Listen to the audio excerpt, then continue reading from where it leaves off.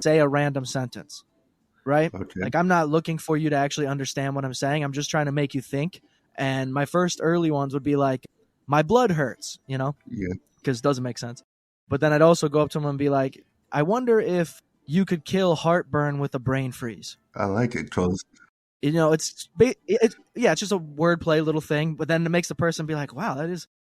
I wonder if anybody. Have you ever had heartburn and brain freeze at the same time? It sounds like a thing. it's all like Sounds like you could.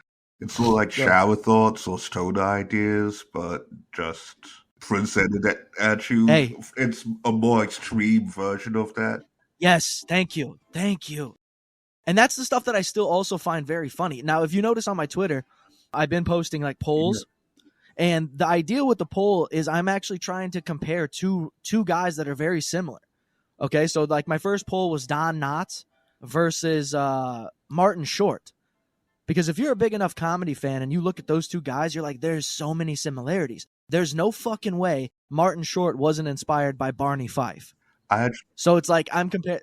Go ahead. I actually don't know who Don Knotts is. And that's fine. There's a lot of comedians that a lot of people don't know. He's too old for it to even be in the general pop culture zeitgeist at this point.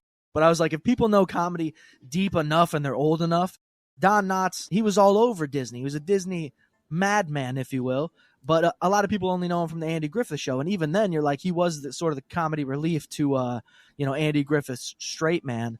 And he played movies where he was very much like Robin Williams in the Disney verse back then, where it's like he'll star in a whole movie with a horse. You know what I mean? The co-star's a horse. What? You don't really see movies like that anymore.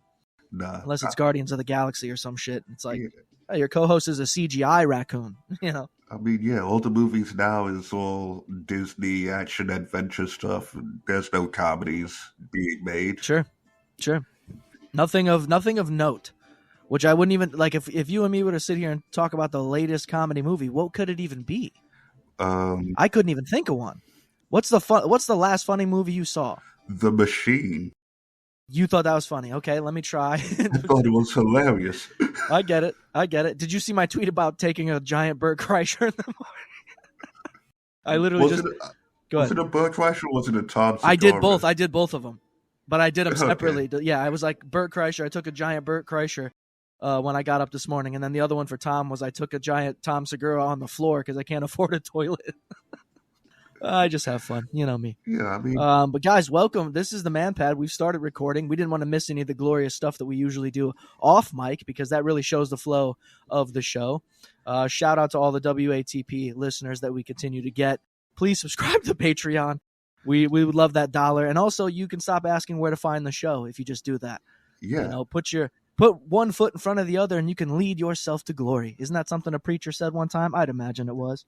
Yeah, I mean, that's what my preacher said this morning, because we record on Sundays, and he was like, the path to glory is a righteous one. I love it. And you must not stray from the arrow of God.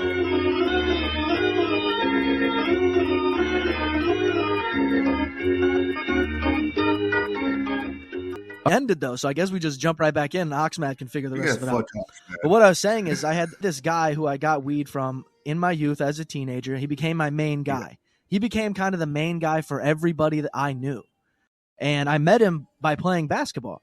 You know, as I was saying to Manny before we started recording again, is I used to go to open gyms all the time and we would play ball and there wouldn't be a lot of us. So the full court teams would be looking for people, right? And me and my brother would just be over there shooting ball. We were down to run anyways. Like we came to run. We're not here to just shoot around a bunch of fucking threes, man, and chase the ball down. We want to play. And we'd get scouted and they'd fucking let us come run. And like I said, they would talk cash shit. That's why I learned to talk shit, man. And you have no idea, man. Not even a joke, bro. I was still the guy that would talk shit on the court. And even if you know how when you get face to face with somebody, you're about to bump. Yeah. That's essentially what the situation was. And when you're playing basketball, most of the guys are bigger than me. So I'll still be that guy and I'll go face to face with your fucking chest, boy. I don't give a fuck. You know what I mean? Like you could be a 6'8" center, bro. You start pushing me around and shit. We're going to play dirty then. I'm going to get right in your face, chest area. And what was so funny is the kid that I did that to, he actually still backed down, which was interesting. Like, come on, man, you're fucking towering over me and you're a coward because you see that I'm not. All right. But he saw the energy. I met this kid, Justin. Yeah, that's all I needed. because I was really about it. In fact, I got kicked out of this. This is another story, but I got kicked out of this open gym for punching a kid in the face because I was going up for a layup, and the kid pushed me in the air. That's a foul. Flagrant, dog. Andrew Schultz, Akash Singh, flagrant. Hell yeah.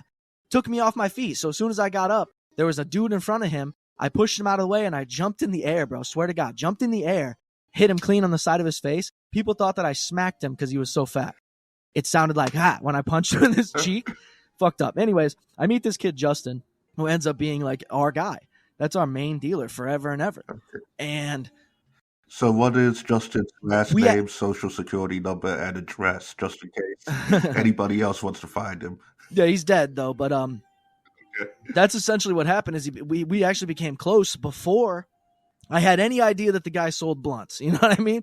We were just out there playing basketball, and then we see each other. And I get his number. So because the situation back then was like, yes, your friend can give you a number of a guy who has weed, but what is your relationship now? You kind of need that friend to be there to sort of be the middleman. Like, no, he's cool, man. I promise he's cool. You can't just randomly text a guy and say, hey, man, you got a bag? Because he's going to be like, who the fuck are you? Right? Yeah. So thankfully I had that relationship with Justin, and we became cool as shit. But he was riding around near Notre Dame, and somebody shot at his car, shooting at his brother, and killed him. Well, R.I.P. And one of the real quick before you say anything else, just to get a little deeper, he was actually a really fucking just sweet guy, just cool as shit guy. You know how you'd have to sit in the car for 10 minutes because apparently they didn't have it weighed out or whatever the fuck? I'd sit in the car, dude, and just have these great conversations with this dude, just legit friendly guy. And those are always the people that get taken, I guess is all I'm going to say. It's never the assholes. Right. I should have been gone a long time ago. Come on, man.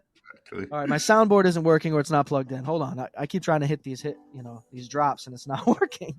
All right. One time for the fun time. Let's see if mine's working. Oh, I found it. There we go. All right, we're good. You got a soundboard too? Yeah. Yeah. Paddy, what the fuck was that song again? I forgot it after we said I forget. It was KFC by Dankton instead of Plankton.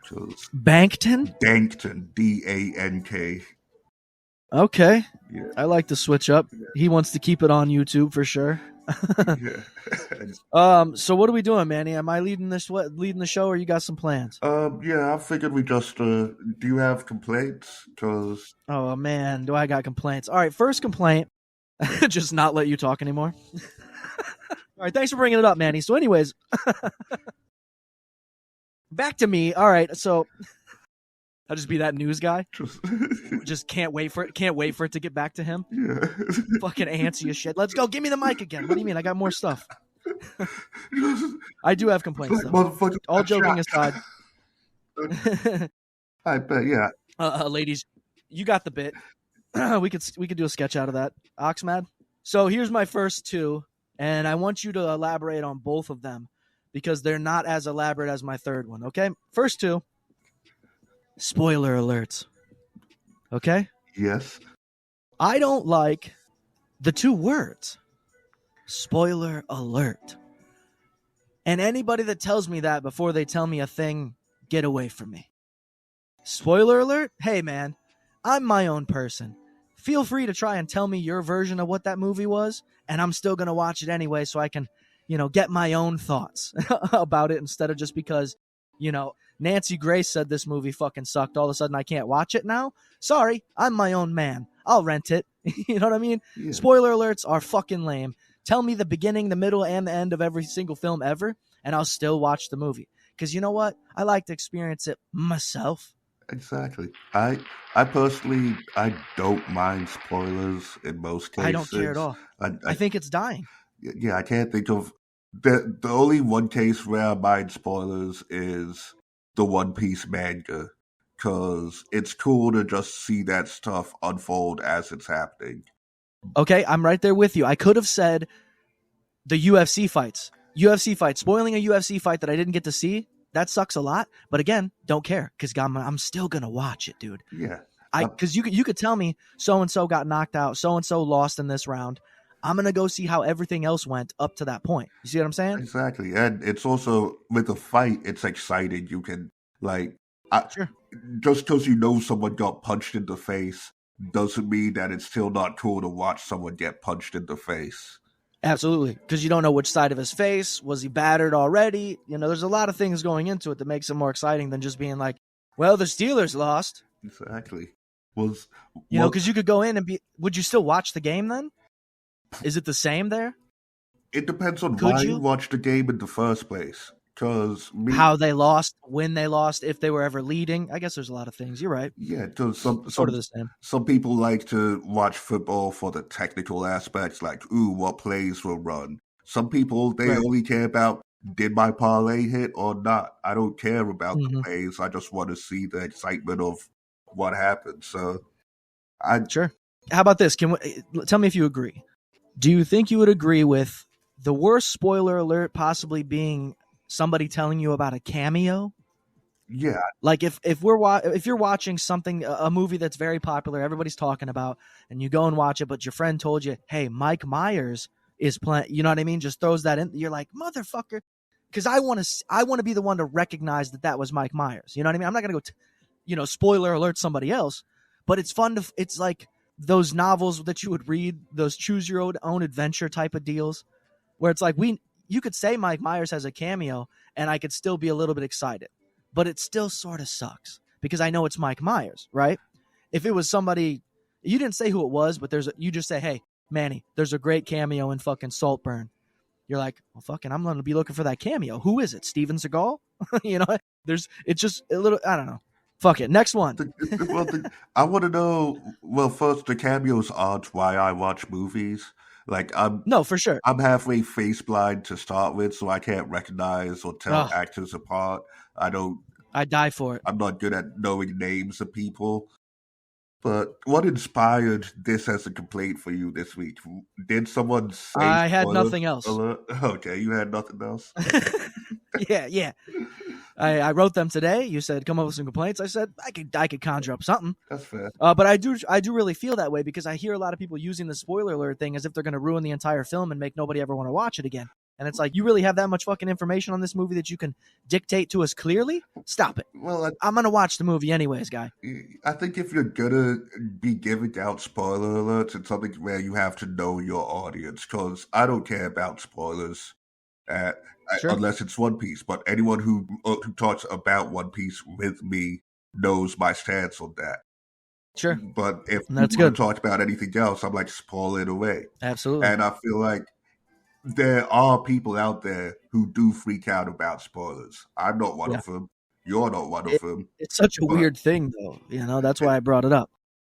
But the people who freak out about it are the weird people, if you ask me. Oh, sure. The guys who go like, "Oh no, how was I? You told me that." Now I can't watch it. Bruce Willis was dead the whole time. What's the point of this movie? Right.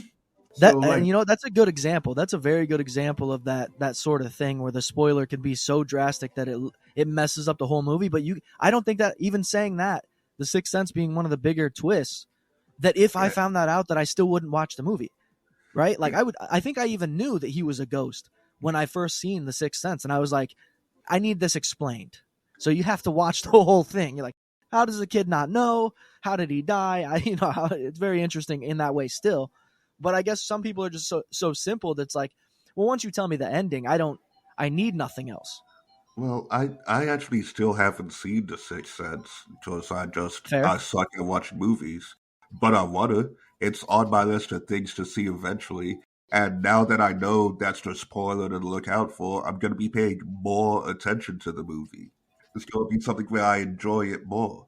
And I think that's what people are failing to do these days is have some sort of attention span. Yeah. And stop taking everything so goddamn seriously. Yeah, but experience things for... Hey, ever since we started having this Yelp shit where you can review fucking everything, people have become so goddamn snobby. Like, make a joke about me shoveling snow because I don't have a shovel with my feet? Fine. Hilarious. But that's just because I'm a thug. I'm going to get out there and get dirty, boy. I don't give a fuck. What am I going to get sick? Oh, well, we'll get over it. You see what I'm saying? Whereas people are they're too grandiose about their own personal lives. Like they're living like kings. And they're like, oh, you can't spoil this or that for me because I deserve to be treated as someone who should experience the thing. I love to experience. And you're like, you don't. You don't actually, because look here. 9 times out of 10, the people that you're spoiler alerting or that are getting upset and ear muffing because they hear the word spoiler alert, they're never going to fucking watch the movie anyways. Big facts. They're not going to watch the thing. They don't give a fuck about it enough. It's a game. If you can't, it's a personality trait to them. It's like being a goth. If you cared that much, you would have seen it already.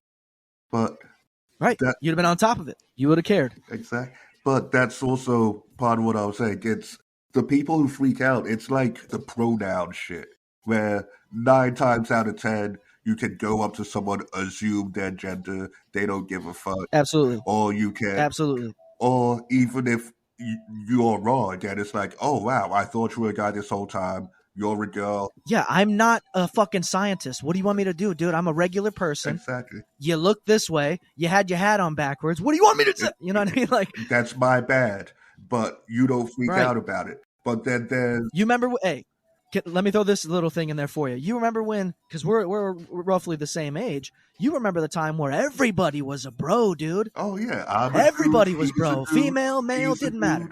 Everybody was... Exactly. We used to fist bump everybody, dog. You know what I mean? I swear to God, we got kicked out of the mall one time because we were soliciting high fives. You don't want to bring joy to people. They don't want you doing that. Fucking mall security guard with half a mustache talking shit. Get the fuck out of here, boy. You ain't doing a real job. You can't be high-fiving people in here. Swear to God, dude. It was me, 3 of my friends. You're having too much fun, but not buying shit. Right. In a mall. You know what I mean? Like where there's places where it's not a store. Right? Like there's a fountain. Teenagers hanging out in a mall. Santa Claus is right there. Out. It was crazy. We got bum rushed by these motherfuckers talking about, you guys are going around asking people. Yeah, we're asking random strangers for high fives. Have you not seen Impractical Jokers? I mean, this is a thing. This is well before that. But next complaint. Try to clear that. Okay. That's fine. This. Oh yeah. I want to do this complaint. Okay. Are you okay? Yeah. You sounded like you were talking to somebody off camera. Did a vampire show up? No, I was talking to you, but you were already into your complaint. So well, I okay, sorry.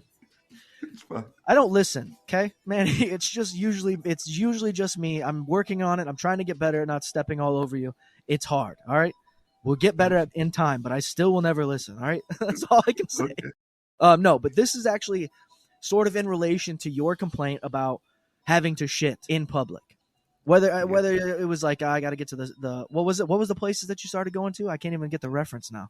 Oh, Wawa. Yes, you said something about a charging thing too. A charging. Oh, the recharger. That's the drink that they serve at Wawa. Okay, so I remember things, but this. Tell me if I'm wrong. Tell me if we can agree here, even a little. I believe this is a complaint, sort of. I guess I'm complaining about shit overall. Because I believe that all poop should be diarrhea because it's just more efficient. Okay? So, when I diarrhea, brother, I feel like I'm getting something done. You know what I mean? When I sit on the crapper and I push out this fucking log of a turd, with peanuts cutting the inside of my fucking anus, not as accomplished. But if I go in there and I sit down and just wash the bowl with my yuck, you let the evil out. Yeah, dude. It's really like an exorcism. I swear to God, her asshole's like my mouth when I have diarrhea. Whoops, that's backwards. Her mouth is like my asshole when I have Oxmad. Cut that and make it right. Okay, so I don't know if you care enough about this, but there's like a famous Reddit copy pasta about diarrhea. Okay. I have it here. It's a couple paragraphs long, so I'm gonna start reading and you stop me when you get bored. Wait, did you say a creepy pasta?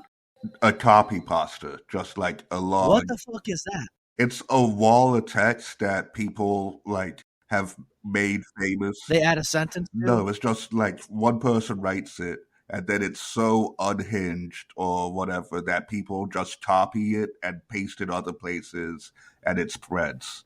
It's okay. It's Reddit speak. Okay.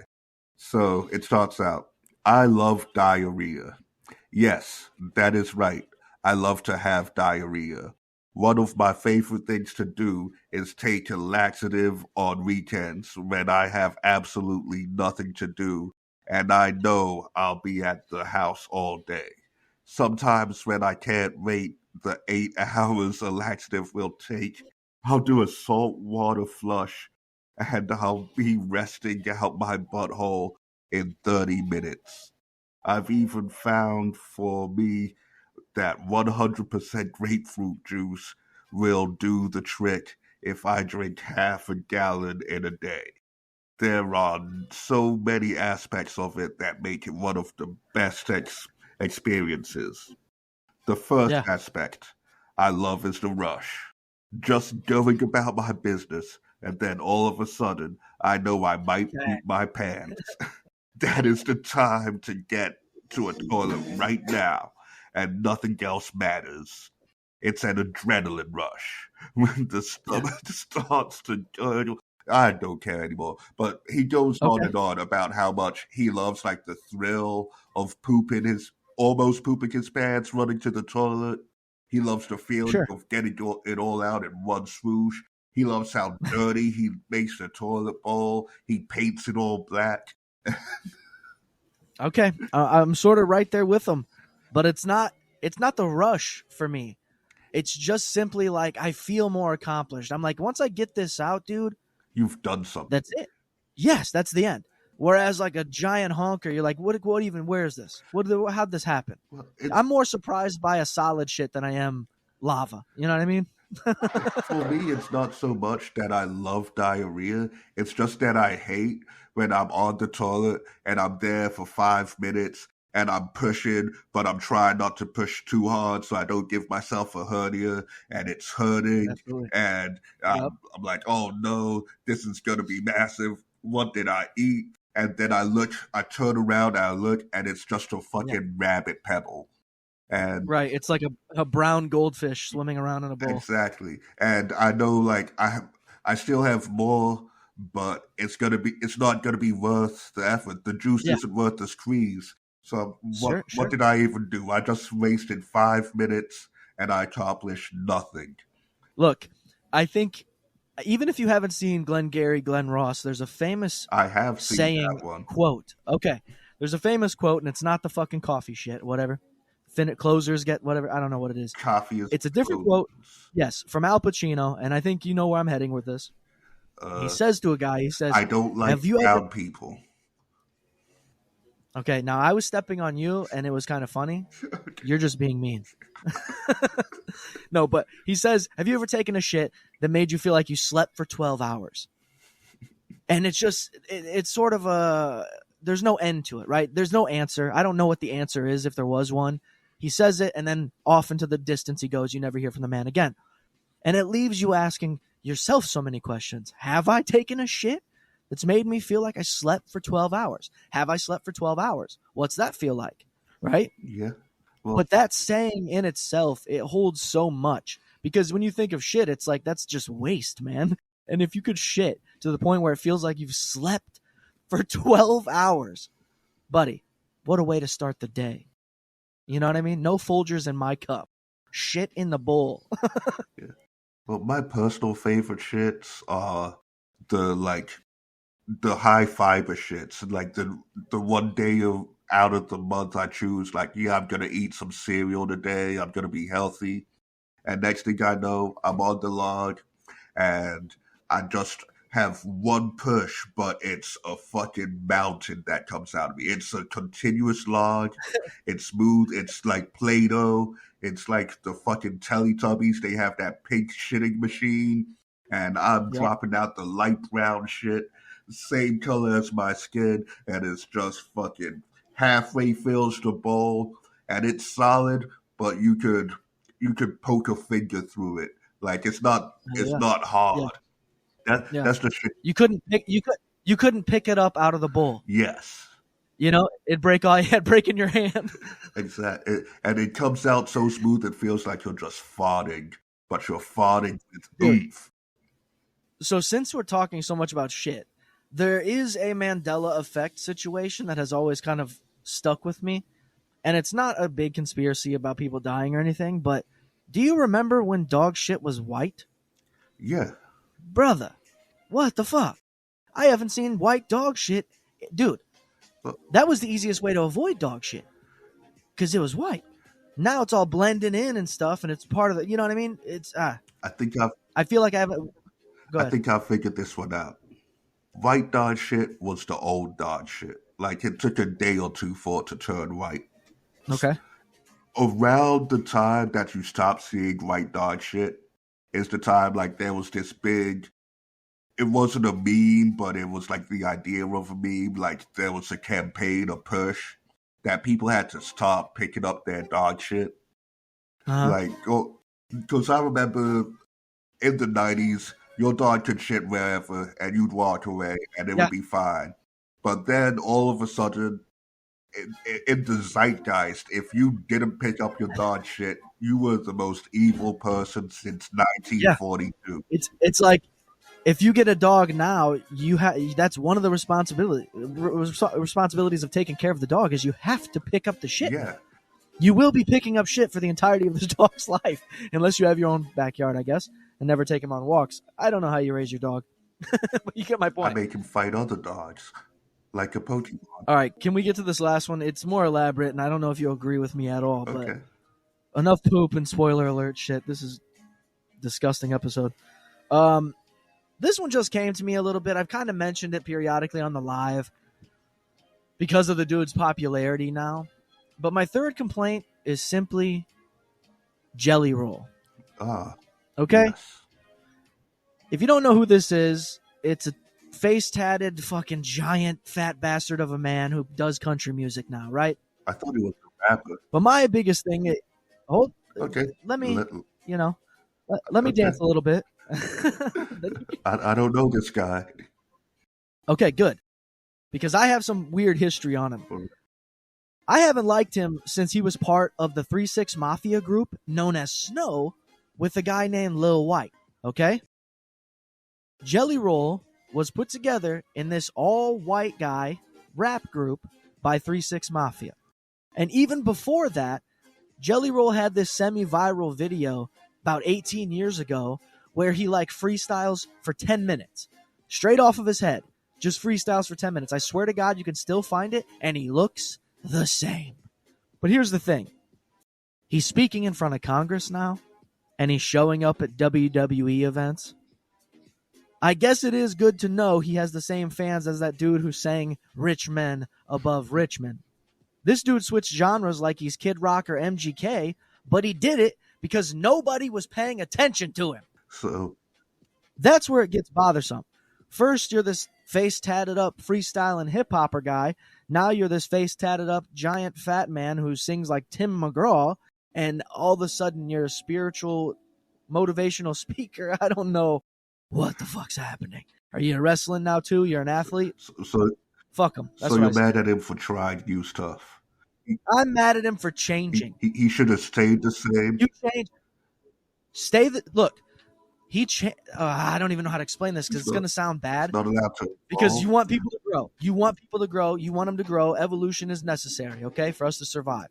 But this dude literally switched genres and became a millionaire. Now he's out and about talking and running his mouth and shit. Bro, you should stick. I don't know. It's fucking weird to me. It's lame as shit is what it is. It's lame as fuck. And it's weird. The country music would even allow that to happen. Is it because he's a white guy? I mean... It's country, so yeah. I don't think they'd let me start doing country. What is even his fucking song anyways? Have you heard the stupid song? No. It's terrible. It's some fucking goofy ass I'm sad and I'm old music. You know what I mean? That's all it is. Sounds like country. I wish I could be happy. Like that's all it takes to be a country. It's just the worst. Fucking get it out of here. I would rather listen to 1,000 drill rappers who get killed the next day after the song comes out than this fucking guy. At least they're staying true to who they are. You got face tattoos, motherfucker. You're in country music now. You're a Christian. Stop it. You're doing it for the paper, dog. That's why. Don't pretend. But you got to pretend now because you're Hollywood. You're a Hollywood guy now, right? Sell out, bro. And nobody's saying shit about it. Even the people that are in country music aren't like, what the fuck is this guy doing? Well, I mean,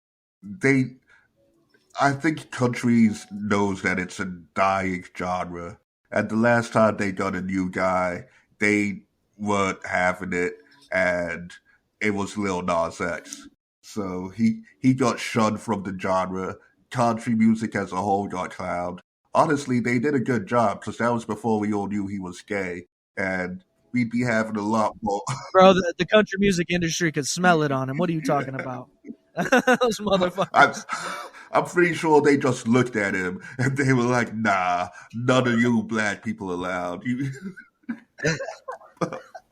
Well, here's the thing: is this their way of easing into like weird shit with Jellyroll? They're like, he was a hip hopper guy talking about selling weed and shit and all this stuff. Now he's like, save me, please. Somebody save me. I need help. I'm from the country. Please. These woods are too fucking dense. It's gay. How about that? It's just fucking gay, dude. That's gay as shit to me. How long? To literally, like, it's one thing for even Kid Rock is fucking nauseating to switch genres the way he did. We knew you couldn't compete with Eminem, so you had to actually stop rapping and start doing songs with Sheryl Crow. The difference is MGK had a similar situation. He got devastated by Eminem and started doing pop punk, which doesn't even fucking exist anymore. Not outside of fucking CBGBs or whatever the fuck, you know what I mean? And now you got this fucking 2-ton guy talking about, I'm going to change the world. Boy, you got 6 months left. How long was he rapping before he started doing country music? Do you know? I'll look up that Jellyroll video right now and give you a time. Because this video was in the early, when people had shit cameras, dog. This was probably filmed on a Nokia and put on YouTube. Okay, so let's say it was 10 years. It has to be closer to fucking 20. Okay. No. It's on his channel. Jellyroll 10-minute freestyle, 1.9 million views 7 years ago. Okay. He's got a shaved head. He's got no beard, no nothing. I don't even think he's got face. He's got neck tattoos and this shit, but you could tell he's got polo on. You know what I mean? Wait, 7 years? So 2017? Right. Okay. That you said he was in the 3-6 Mafia day. Yes. I'll look that up too. He was with 3-6 Mafia in a thing called Snow, which is kind of hard to find. You literally have to type it in, Snow, Lil White, and then it pops up. There's a couple different songs, Mask and Glock, Okay. Snowin'. My favorites was Eyes Like a Chinese, very fun. There's another guy in the group. He's from Indiana, but I don't know who the fuck he is. See, Jellyroll 10-minute freestyle, 1/29/09, posted on a channel 14 years ago. 14 years. Okay, so let's say he's been rapping for 15 years, and he got nowhere rapping. Because I've heard the name Jellyroll. I might have heard it. Okay, hold on. Here. 12 years ago, this Snow shit came out. Okay. 12. So that's longer than even his 10-minute freestyle. Okay. And, hey, you need to watch this video. Eyes Like a Chinese, okay? If you don't know anything about Lil White, he is very well known for doing a lot of drugs. He has songs, very popular songs called Oxycontin. You know, I can't remember the other songs. My Smoking Song. And in this video, the 3-6 Mafia guys filmed this dude fucked up. And it's one of the best music videos I've ever seen. Hilarious. They're literally trying to keep the dude standing. He almost falls into the camera 3 times. Eyes are closed the whole time rapping, dude. And he has the first verse. Okay. But I love Lil White. Staying true to himself, though. You know what I mean? Shout out Memphis. But he's been rapping 15 years, and he's tried at it. He's tried his best. He's had opportunities. He was somehow affiliated with 3-6 Mafia. You knew him 15 years ago. He had some buzz, but he obviously reached his peak and realized it wasn't going anywhere. Hey, can I tell you this? The first comment is R.I.P. BPZ Mafia. The other kid's name was BPZ. I wonder if he's dead. Well, this fool is wild. Anyways, sorry guys, that's just fun for you. If you want to look into it, check it out. Maybe BPZ. I mean, it was. Here's the thing, though, Manny. I'm not even saying that this was shit. Jelly could rap. I mean, he was good. I believe he had skill. You spent 15 years doing something. I mean, you do get signed at 3-6. He probably was hard. He probably was extremely talented. But bro, he also even says in his raps, he's like, every bar, every line I've ever spit was a freestyle. He says this shit. And that was his whole clout thing in the beginning, was people saying that this guy was just freestyling. So he does 10 minutes just off the head, bro. That's going to get you some traction. In fact, let's go a little deeper. There's a rapper named Blind Fury. Have you ever heard of this guy? Fantastic. Fury. Look him up as well. Blind Fury's the shit, bro. Come on, man. Yaga. You know what I'm talking about. If you know, you know. Exactly. That Yaga. Have you ever heard this? Yaga, I'm not sure. I remember Blind Fury from just like the battles in the 106 and Park days. Absolutely, dude. Nasty boy. When he sang too, he made Chris Brown and them throw the fucking car. Did you see that clip?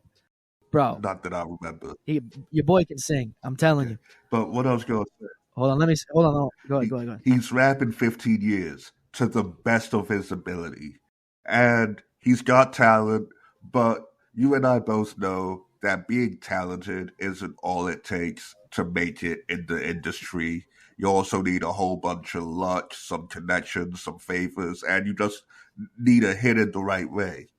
So if after 15 years of doing it and you're not making money like you should be, you're not making progress like you should be, you're not getting new fans like you should be, is it okay to just give up rapping?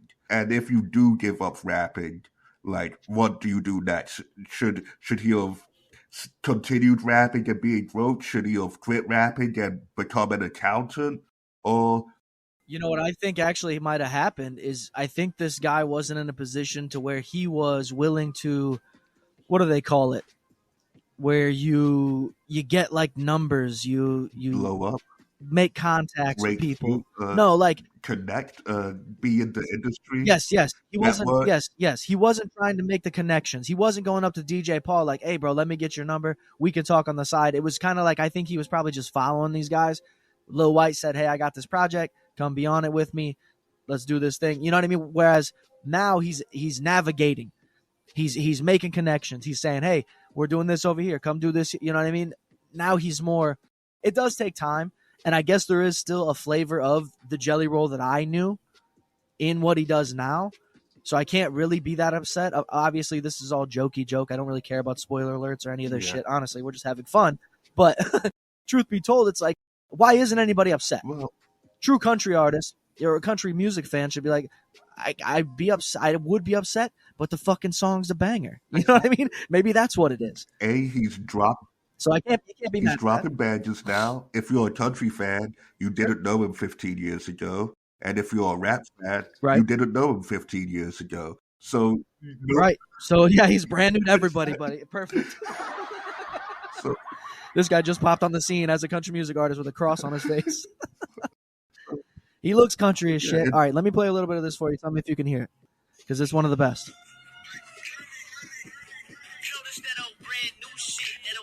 I don't hear it. Oh my God, Manny. We can have Oxman send the clip to Ox. How about that? Yeah, I hear it now. Make it hotter. When we walk in the door, everybody screaming Yaga, Yaga, Yaga, Yaga, Yaga, Yaga, Yaga. That's fucking Blind Fury and Nick Paper. Listen to his first verse though. Oh, that's Nick Paper. All right. Nope, that wasn't Nick Paper. That was Blind Fury. My bad.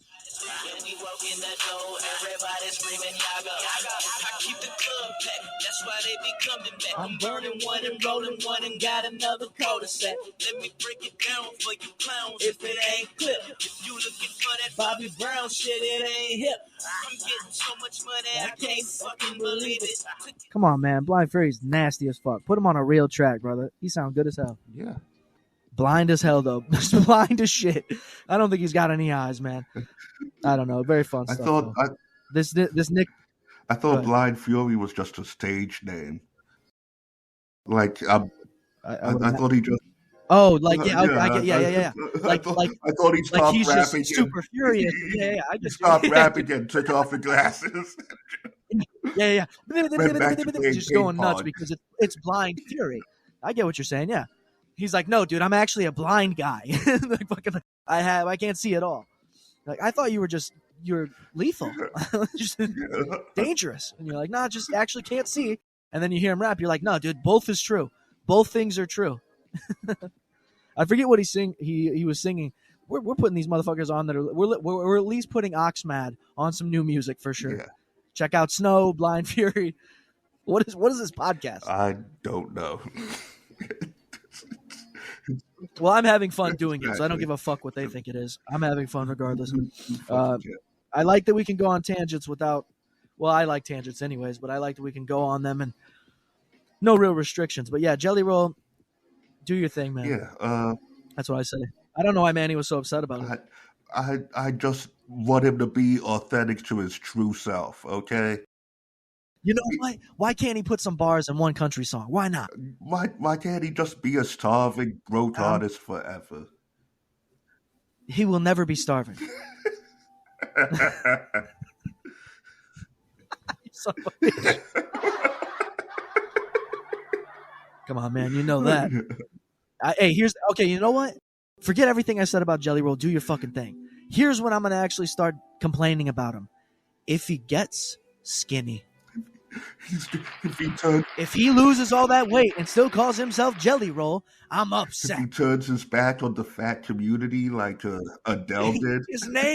His name, bro. It'd be like if Lil White all of a sudden started painting his face black. What you mean, bro? You ain't Lil what? But hey, here's the thing. Jellyroll is in a situation now where I think he's got that type of money.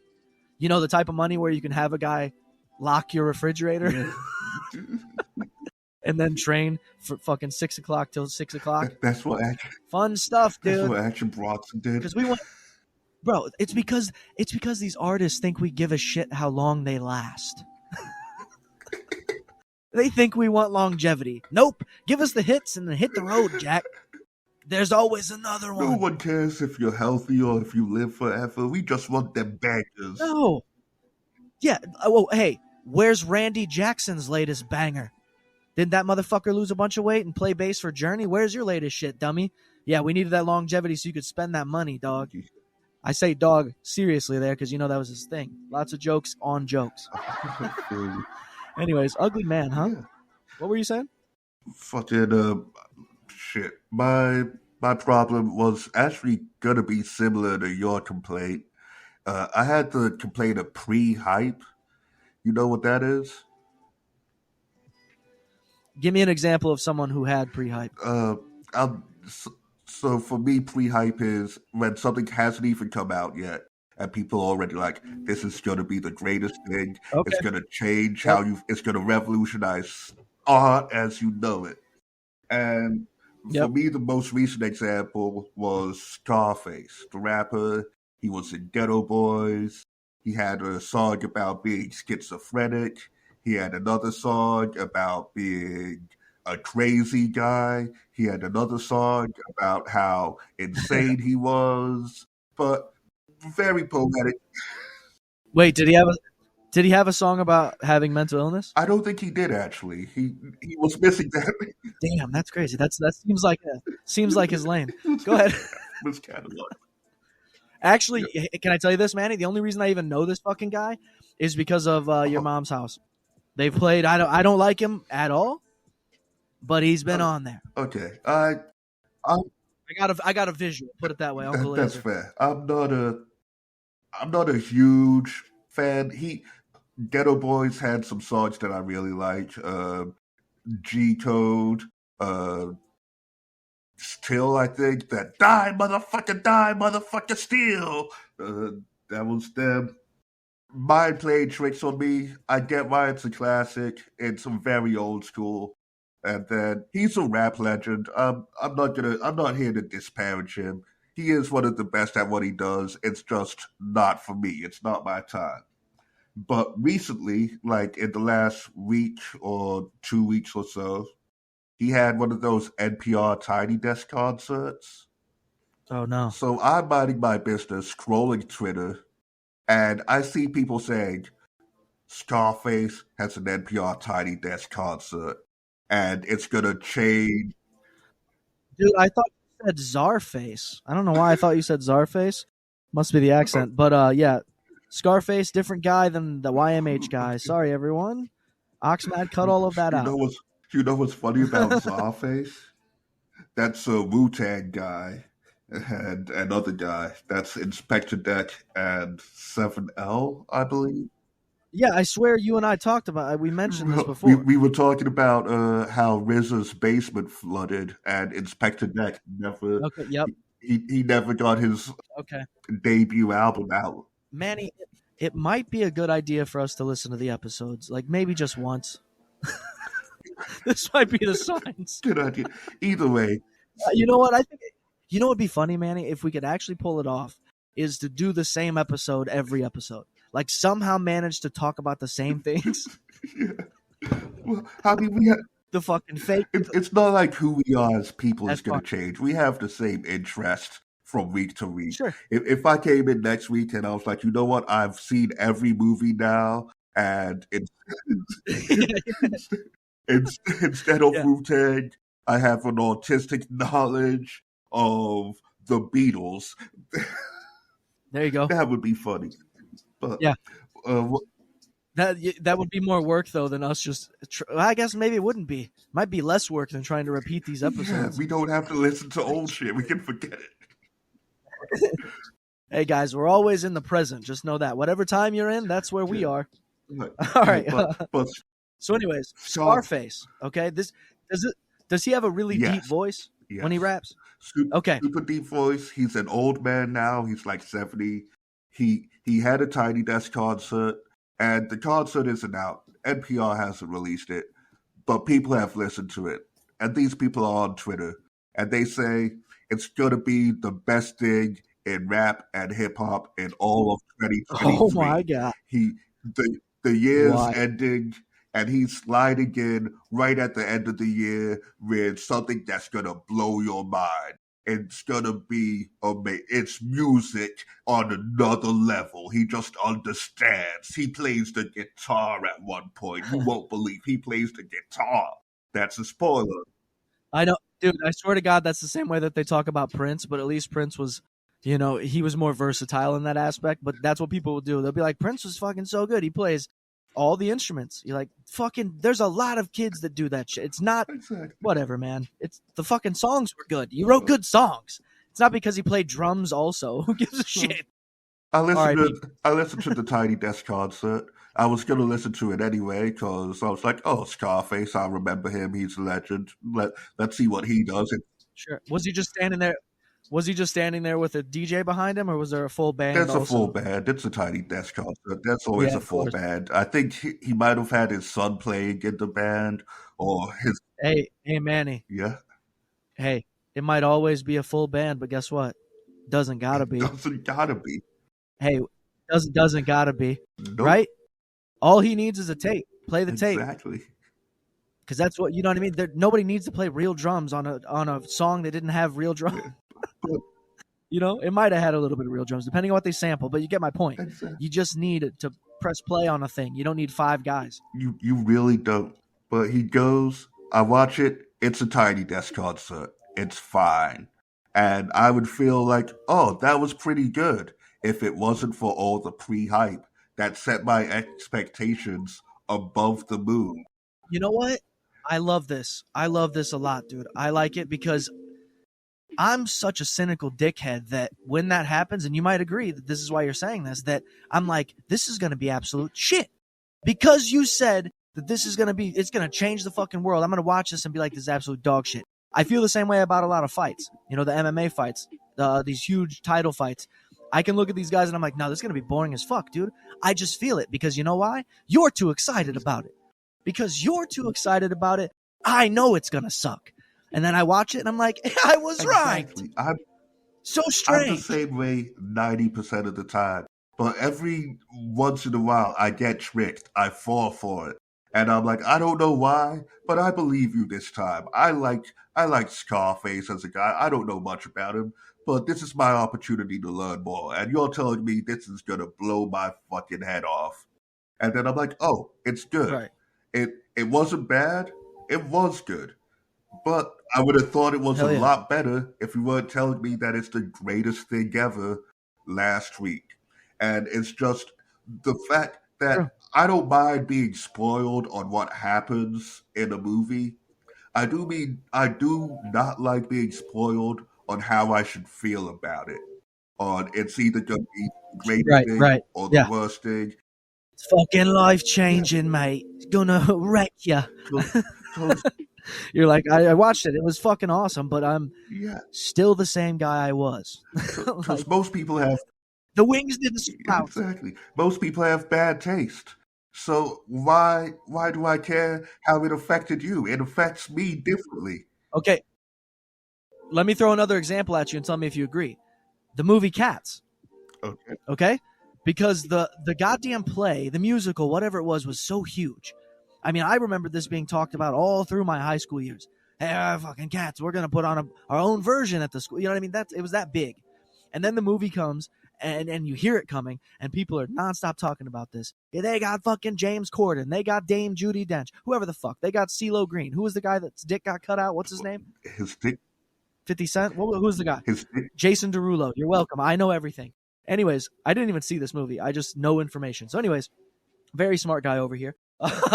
Telling you shit about Cats. All right. I have not seen this, but my point is the pre-hype was right there where it's like, obviously there was people that were, how about this? A better example. What's that fucking one that was on Disney? Jefferson? What was it? What about the presidents?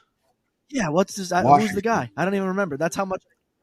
Washington? Nope. Lincoln. I don't know, dude. You can keep naming it. I'll never get it. John Quincy Adams. Thomas Edison? Nope, that's not it. Roosevelt? Who? It was a movie about. It was a play about a president. It was super big time, and then Disney Disney basically just took the play and filmed it. They didn't make it into a film, right? Per se, I didn't watch it either. I have no fucking idea what they did. I'm just making stuff up as I go. Okay. But I'm trying to make a point because I already know that that's what happened. I can guarantee it. Go watch fucking the movie, whatever it is. We can't even name it. Yeah, but then it also happens in the reverse, where since we're talking about, I was going to try to keep this on examples we have seen, but what we haven't seen. Yes, that's better. Is the movie Freddy Got Fingered. I know you've seen it. And a lot of people say that it's the worst movie ever made. And they're like, that movie's trash, it's garbage. It got awful reviews when it came out. People whose opinion I trust tell me that it's one of the greatest comedies ever made. But people I trust have said it's awful too, and I watch it, I'm still like, you're wrong. Exactly. This is great. This is a fun trip for me. That's what a movie's supposed to be. Get me out of here, dude. Hey, you know movies I want to watch? Not horror, not action, not comedy. I want the genre of get me out of here. That's it. It's one of those. Hey, I don't want to think thoughts in my brain no more. Get me out of here is my favorite type of movie. What the fuck are we talking about? Yeah. That's the name of the episode. Get me out of here. Exactly. I'm just kidding. Make up an actual funny title. That's stupid as shit. All right. But yeah, basically the whole concept of people telling you how to feel about something before it comes out and they have no fucking clue. Blah blah blah. That also that ties into what I said about just a spoiler alert. It's like people are so unwilling or too willing to share their opinion about a thing and give it a review real quick instead of being like, I liked it. Yeah. And then you say, do you think I'll like it? Well, I liked it. We seem to be friends. I think you'll like it. And then you get to experience it for yourself. And then you guys conversate later on the couch and you say, I fucking hated it. It was not worth $18. You know what I mean? And he's like, well, I liked it because of so-and-so's part. And you're like, well, fair enough. Can we continue to be friends? Absolutely. But people don't do that anymore. They're fucking morons. Anyways, go ahead. Okay. I have another complaint here. It's called losing respect of the Helium staff because I sat through Sam Hyde's stand-up show twice. Whoa. I mean, that's so long, but we need the entire thing as the name of this episode. Yeah. I mean, that's pretty good. That'll track, especially on YouTube. Why twice? You were performing later? No, because I went to go see it with my friends, and they were very excited to see Sam Hyde doing stand-up. They bought tickets, and they bought tickets for 2 shows. They bought the ticket for the first show, then they were like, he's doing a second show, and they bought the tickets for the second show. And these are friends who I don't get to see that often. So I was like, if you're going to be in town, I'm going to be right there with you, hanging out. Sure. And I was curious. I was interested to see it the first time because I do think Sam Hyde's a funny individual. I haven't seen everything he's done. I have no idea. But you know, because you're a comedian, how different it is. Oh, yeah. Right? That's the curiosity. You're like, can he pull that off, though? Being funny on a fucking YouTube channel, a podcast, whatever, is so much more simplified than going and doing an act on a stage. Yeah. You know what I'm saying? Like, we can sit here and just be jerk-offs and people will laugh at shit that we don't even think is funny. You know what I mean? Like, you and I not even giggling at anything. And there'll be people that was like, I really like that part where he was talking about, not having a shirt on while he podcast. That's hilarious. You're like, but it wasn't a joke. He was just saying a thing. Yeah. But when you go on stage, you have to have this. But Sam Hyde has such a reputation, right? Does. He's kind of, I think, like he'd be more dark, right? Well, leaning more towards, like, I'm going to say something a little extravagant here. Yeah. Maybe about Doja Cat. Yeah, he was very extravagant. I mean, the show itself, everything you would expect from Sam Hyde. He was wild. He was funny, but he wasn't good at stand-up, is my review. I did learn. Okay, so he was entertaining then. He was a performer. He could perform. He performed. Okay. He was entertaining. He was wild. He was out there. I like it. Can I ask one other thing? Yeah. What did he wear to either show? His usual sort of shtick, or did he put on a suit and act, real gimmicky or anything? No, it was usual, like black shirt, jeans, maybe Louis CK style. Nothing too noticeable.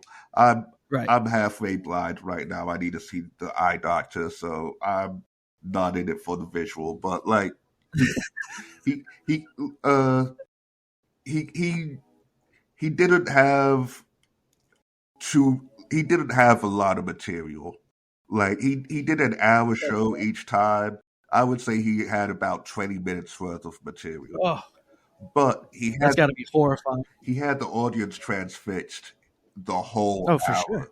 So that's find your way. Yeah, as a stand-up and a performer, I learned a lot watching him, because it was something where in a lot of topics or jokes where me as a stand-up who's used to doing 5-minute sets, because I mostly do open mics, I don't get the show time or stage time to do an hour in a row.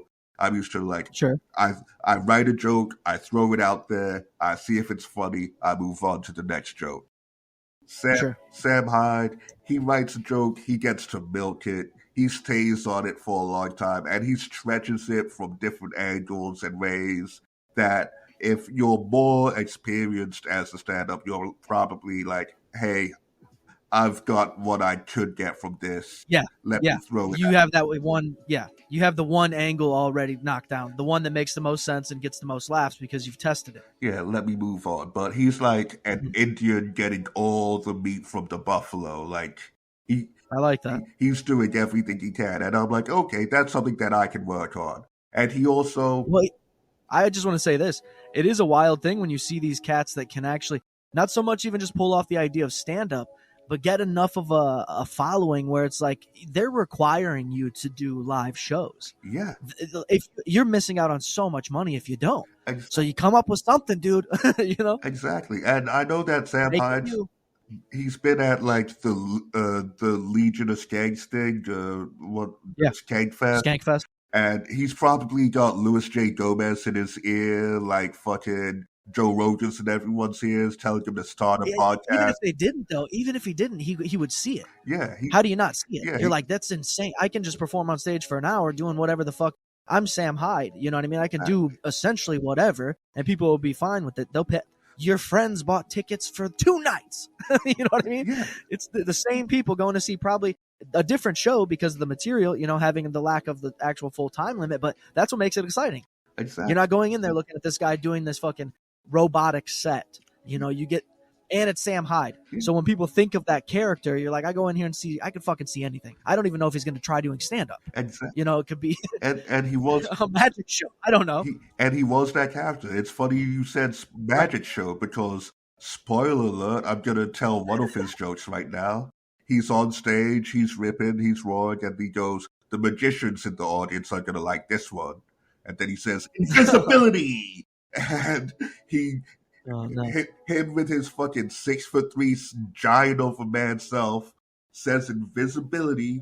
Then he lurches off the stage onto the tables in front of him, and he starts walking on the tables, pretending to be just a floating mic. And he's like, I bet you're wondering how this mic is floating, moving as if by nothing. And he starts throwing people's food all over the place. My friends, they had mustard on them by the end of the night, and they were happy about it. I love it. So I was like, yeah, wow. That's exactly what I would expect. Yeah. Some wild shit. That's what I think people bought the tickets for, you know? Exactly. And there's certain people that can get away with that, but then you got guys that are like, oh, I have this one thing that I do on TikTok. I'm going to actually try to do a stand-up act, and it comes off like cheesy.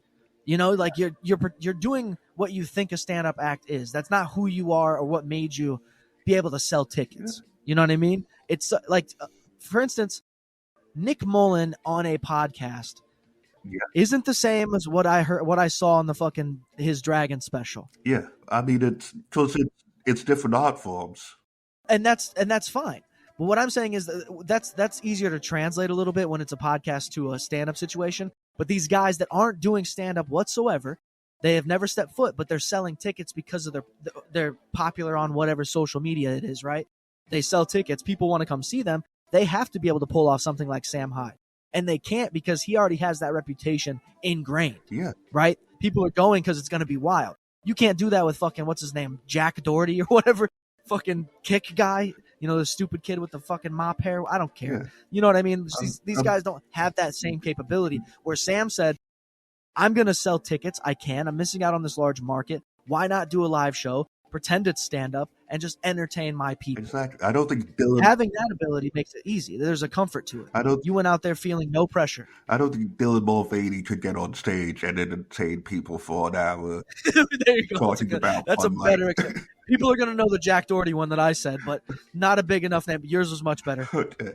That's why we do this, folks. Me and Manny we'll find the best reference. I swear to God. He doesn't watch movies, but he knows pop culture. All right. But the Helium staff, it was my first time. I had tickets sold out fast, so I didn't get a chance to buy a ticket. Or my friend bought a ticket for me, but then our other friend didn't get a chance to buy. And I was like, well, I know some people who work at Helium.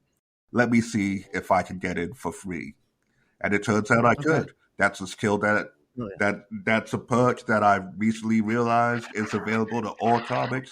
If you go in, I shouldn't be telling this on podcasts, but no one listens, so who the fuck cares?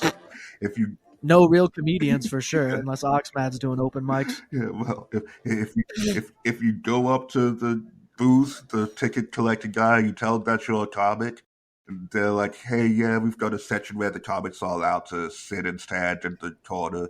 You can watch the show for free. That was good. Hey, it would have been funny if you said, you can't see the show, though. There's a place where the comics can stand and hang out, but you can't watch the show at all. You can't even see the stage. You're like, what's this for, then? Why am I here? Just standing in this box? All right. Yeah, that was good. Sorry, I just got the... No, that's fun.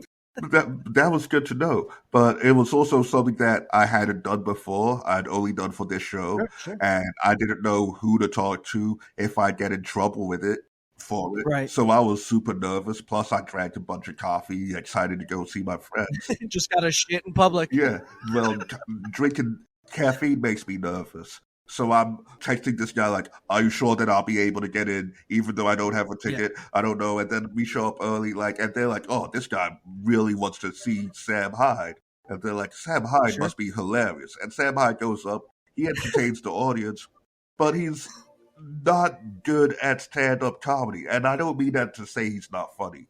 He's very funny. Right. He's very funny on stage, but there's a lot of jokes that you see the punchline coming from a mile away.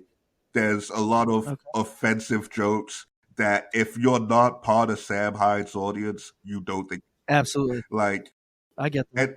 Anytime he dropped the N-word, the audience would cheer. They're like, yes, we came here to hear Sam Hyde say nigga.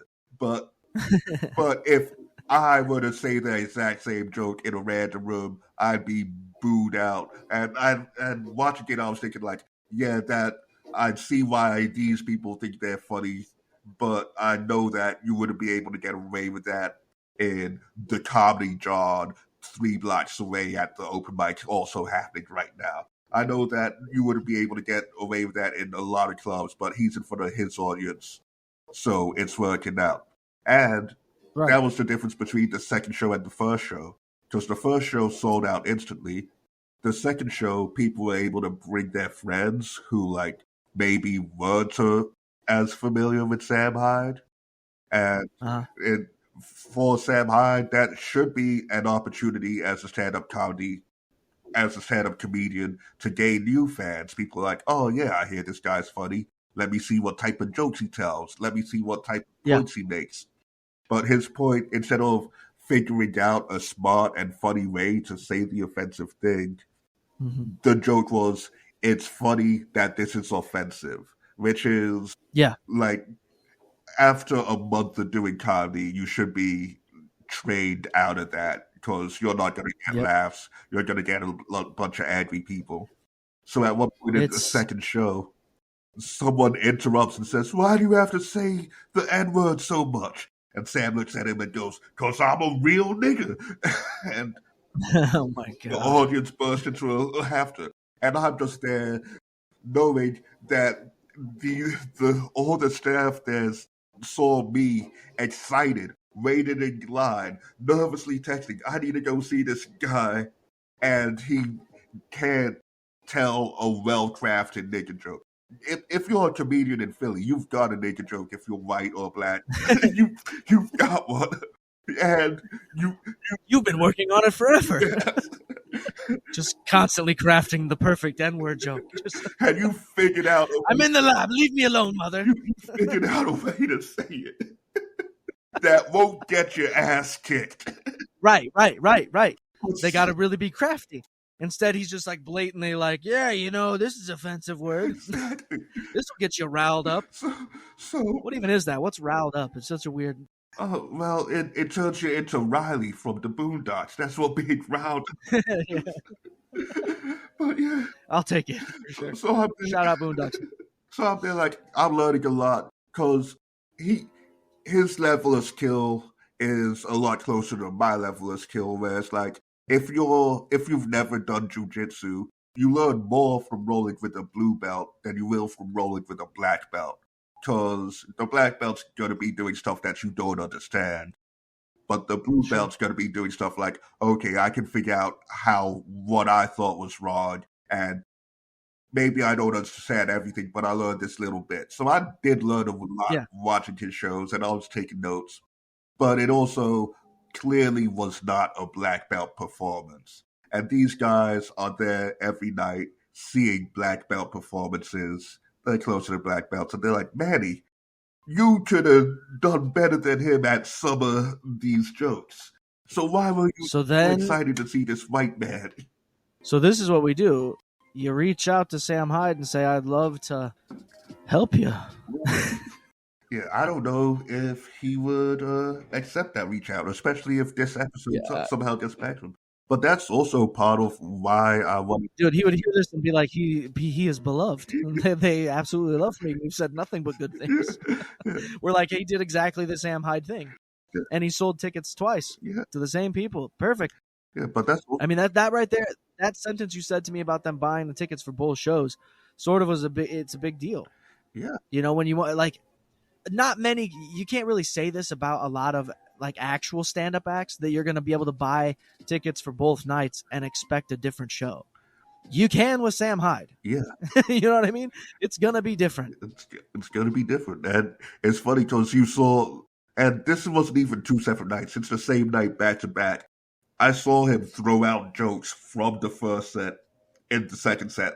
Like, he still had the setup, but then he realized, like, that joke didn't work or land as I thought it would the first time. So here's a different angle that I've also been thinking of. So you saw him work on it in real time. But it's... Well, that's good. At least he's kind of doing that, Yeah, exactly. Not just leaving it lie. Yeah, he's a smart guy. And he's a lot more thoughtful and considerate than his persona is. Like, he stayed afterwards. He shook everyone's hand. He took photos. You could tell he was there to, like, try and be more, figure out how he's not taking himself seriously. Yeah, how to get more mainstream appeal also, and not just be the guy who's a school shooter on Fox News every other day. so well, when you look like exactly. So it worked out. Well, yeah, that's cool, man. I mean, what was it different for you this second night in comparison to the first night, as far as like your intrigue on what you were possibly able to learn? I learned the same things, but I knew what to look for the second time. And okay, so you were trying to see like if you had changed and switched this up, do this part here, yeah, move this joke there. Okay. Exactly. And was the first show the wild one where he went on the tables and shit, or what? He did that both shows. That was that was part of the. Wow. Yeah, that was part. That's awesome. That's him being Sam Hyde. He's like, now's the part where I pretend to be invisible. Hold on, everyone. Yes, that's just. He looks out. He sees his one friend in the crowd and off to the side, standing off to the side, and he gives him the nod, like, "Now's the showstopper. Hold your drinks, people. Now I'm invisible. This is just a mic floating." Like, that's funnier than the actual bit itself. Knowing, winking to a guy like, "Here it comes." Literally, yes, but it was good. It was wild. It was funny because he had hecklers both shows, but he had different types of hecklers each show. Because the first time it was like autistic kids who were trying to guess the punchline or trying to get him to make references to specific jokes. And then the second time, dumb. It was people who weren't expecting Sam Hyde, and they were honestly offended. So I felt bad for him, like, having to deal with that much, because if he was a more traditional stand-up, he wouldn't be in that situation as much, and he'd be more experienced in dealing with that, because he's used to dealing with shows that are produced, that don't take place in front of, even if it is a live audience, it's a small live audience, it's a contained live audience. So, and they can take a second take. So that was interesting. I learned a lot, but I feel like the Helium. Well, let me ask one more question. Yeah. Did he just come out, or did he have openers or anything like this, a pre-performance, something? He had openers. Were they actual comedians though? No, it was someone. No, I don't know the whole MDE team. Okay, it was just other guys from his channel, probably. Yeah. So the people who I was with knew him all. Nick Roachford was there. One of the openers said it was his first time ever doing stand-up. And did they try to actually do stand-up sets though? Yes, they were all trying more stand-up sets, and it was honestly kind of, because they were coming with like jokes, and the audience loved them and loved what they were saying, but they weren't getting laughs, and you could tell that they expected laughs. And I was just watching, like, yeah. So what does that mean? They just like that they said words in a row? Yes. The audience was like, he speaks. I am happy to see this person speaking. Okay, I see what you're saying. Because of the fandom of the person, they could have said anything. Exactly. Wow, how cool would that be, Manny? You ever think about that? I've been just being Gwen Stefani and starting stand up. You're like, fucking, they already like me. It's so crazy. I've been fantasizing about that ever since I saw it, and that's also part of when I realized, I made the right decision by taking it easy on grinding out on the open mics, because that's not what matters in the end.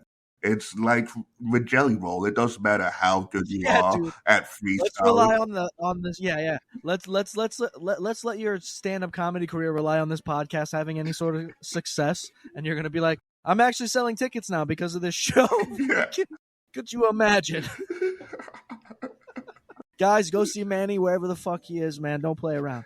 All right, Oxmat, go see Manny, dude. Just the one guy. We know him by name.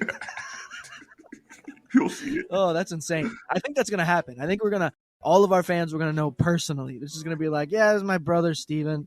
I mean, it does happen. Because Steve didn't like it. I do know a lot of Roy and Richard's friends know each other personally. I'm sure they do. When you're in a group chat for that long. Yeah. You know what I mean? Or a Discord. You tend to become friendly. Exactly. Also, Joe List, Mark Norman. A lot of times when I see them live, they're like, "Oh, hey." What, to you? Not to me, but to Steve. Oh, that'd be cool, dude. That'd be really cool. But since you were in the Philly comedy scene, you mentioned Lemaire. Do you know Sean Gardini? No, actually, I have. You've heard of him though, Yeah, I yes? know who he is. I haven't Buddy, met him. I don't know how into the MSSP world you are, Matt and Shane. It's one of my favorites. I still just enjoy the podcast. Very fun stuff. And I happen to there's a Patreon episode that's on YouTube now that they had just put out. And towards the end, they interview Sean about one of his recent shows. And I'm only going to tell you a little bit about the story because I'm more curious about yours. Okay. He shares a story about him performing as a headliner, and it's the first show that his parents have ever been to. Okay? Yeah. Sean's headlining, his parents are there, and there's like Kevin Farley, okay? Chris Farley's brother is there before him performing, and nobody's there. So Sean says to himself, like anybody would, oh, fuck. Yeah. Nobody's here to see Chris Farley's brother. I don't know what my chances are, you know? So, of course, he's nervous, and his parents are there, too. Imagine when you can see him. Yeah. You're on stage performing, and they're there because no one's in front of him or beside him. You're like, oh, there's fucking Greg. I mean, Dad. Anyways, there's a man in the front, and I guess Sean starts to do some crowd work, sort of asks him where he's from, that type of deal, and the guy literally starts going, don't fuck with me, man.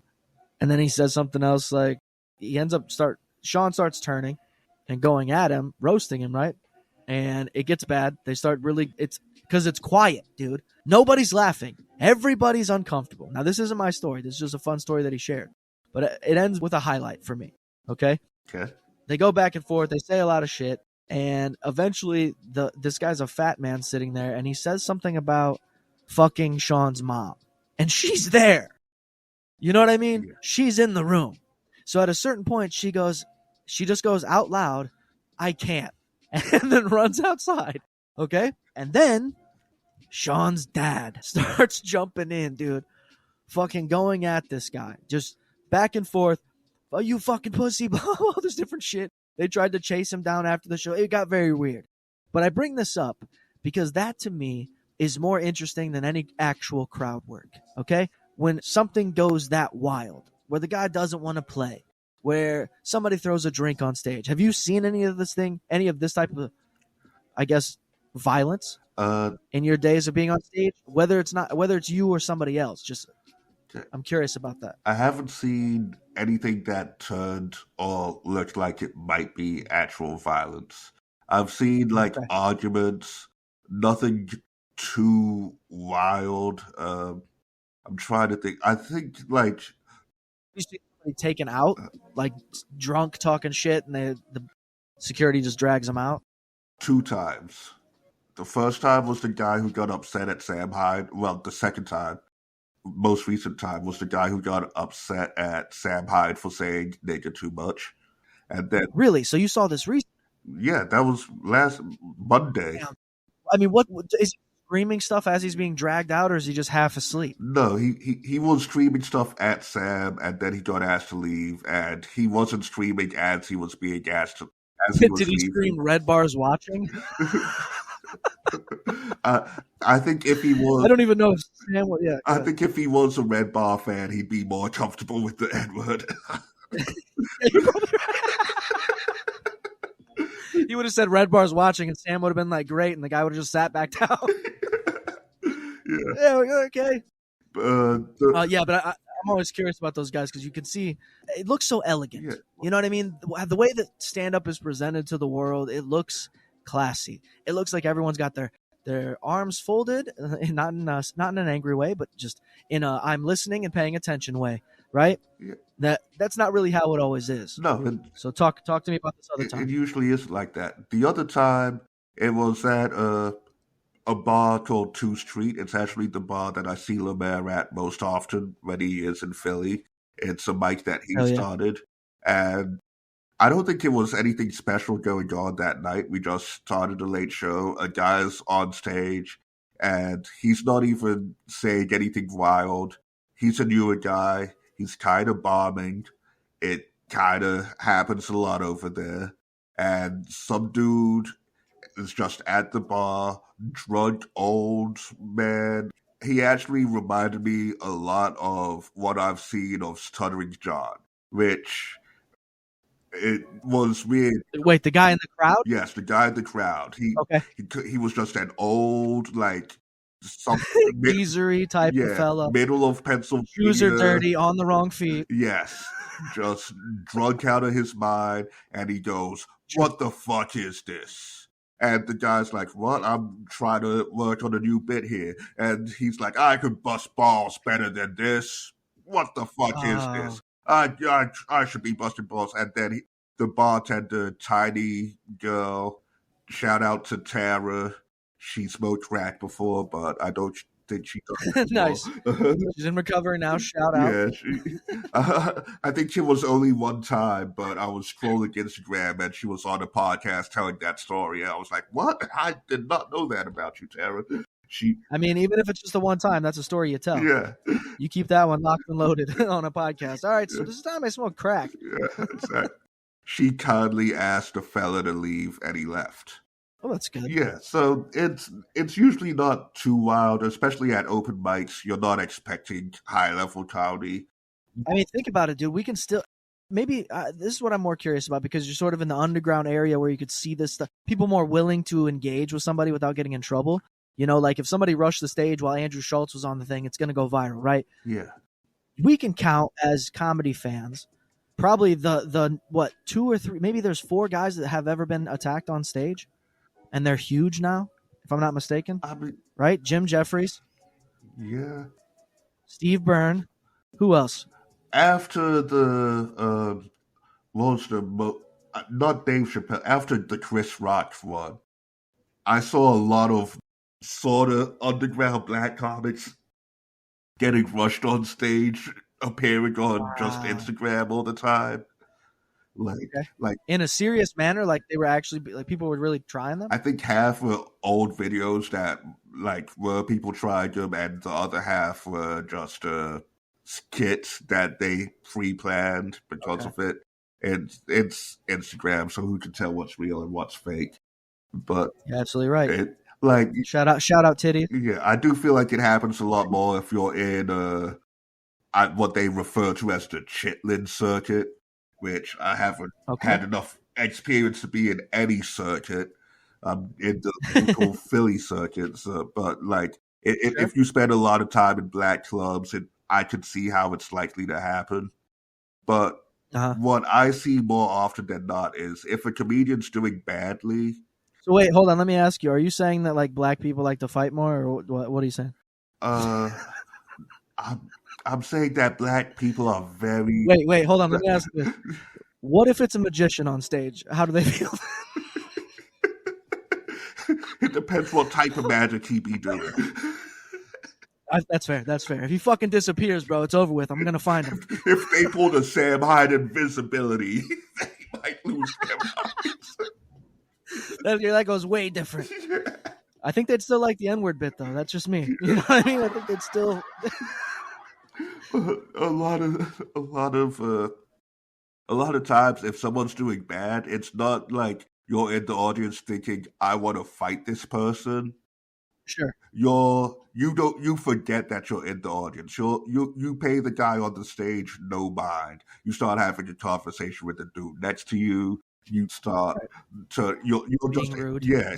you just ignore the comic, and so what I've seen more often is a guy like up there trying to like speak his heart out, and nobody's listening. They might as well. They could put the mic down, walk off stage, go take a piss for 5 minutes, come back on stage, and no one would notice that they were gone. That's the bombs that you see more often. Now, how do you think they feel, though? Do you think that, like, of course it's going to be more aggressive if somebody is trying to verbally attack you, stand up and yell shit or throw something at you, right? But the general trope is like the tomato thing. I huck a tomato at this guy. Who's eating whole tomatoes anyways in the audience? That's just an odd thing. There's the chef coming out from the back, and he's, you know what I mean? Very strange. Never made any sense. But George Bush almost got hit with the shoe. You know what I'm talking about? Yeah. So have you seen anything like that? Somebody tossing something on a stage? It could be a good thing. Maybe like a rock show. It's a panties or a bra or something, or a disgusting shoe. I don't know. I'm just curious about this world because I know you got stories for sure. No, I haven't seen anything too wild. it's not as exciting as you think it's going to be, especially if you're not on the road that much. But okay, so like different cities, that'll make a huge difference. Yeah, exactly. Different cities, okay. Different situations. Because that's where you're more likely to be like thrust into a situation where, like, it's not an interesting story, but a thing that happened is one of the first shows I went to. It was at a bar, and there was something wrong with their mic on stage. So instead of actually performing on stage, it was just the comedians who showed up to the bar. And then we all took turns going behind the bar and just doing our bits to the other comedians. And eventually, like 2-3 comics in, people come in to drink at the bar, and they're like, oh, hey, what's going on? We didn't realize this is a comedy show. And now they're just sitting and drinking awkward, watching people do comedy. And one of them even was like, oh, yeah, I'll sign up and I'll do it. And they're like, you know what? This wasn't an open mic, but sure, you can go up. Oh my. That's pretty fun. Yeah. So you got to make the best of the situation. But I ask this because I wonder if it's because of the times. Do you feel like it's a little bit different now? There's a little, like, people's, their taste for comedy is sort of, it's not refined, if that's fair to say. There are some people that it is, but there are more or less people that are going to laugh at the jackassery type of stunts than somebody who's putting together a well-crafted joke, right? Because it's simple. It's easy. We can get away with, putting our balls into a mousetrap and somehow that's hilarious because I'm getting hurt. Ha ha, funny, funny. But you craft together beautiful words and something that's almost poetic. People are sitting there listening. Whether or not it's funny, is the attention there? The drinking, I think, might play a huge part in all of that. People being shit-faced in the crowd. It's like, yeah, I'm not going to, this guy in this fucking tuxedo up here talking about whatever the fuck, I could give a shit about his home life. You know what I mean? Not funny. But if there's a guy up there with his shirt off, crushing beers like Steve Austin, all of a sudden now he's the funniest guy I've ever seen. And you're like, but is that comedy? Yeah, if people, I made that too long. My point is, do you feel people are purposefully more well behaved because of the popularity of comedy, or do you think it has to do simply with just like, oh, you can get in trouble for this now? People are going to be more aware. They're going to film you on the phone, yelling at this fucking guy, looking like an asshole. You're going to be mocked on the internet, whatever it might be. I don't know. You tell me. Okay, that question evolves. That's all I want to know is the last part. I don't know how I got on the tangent in the first part.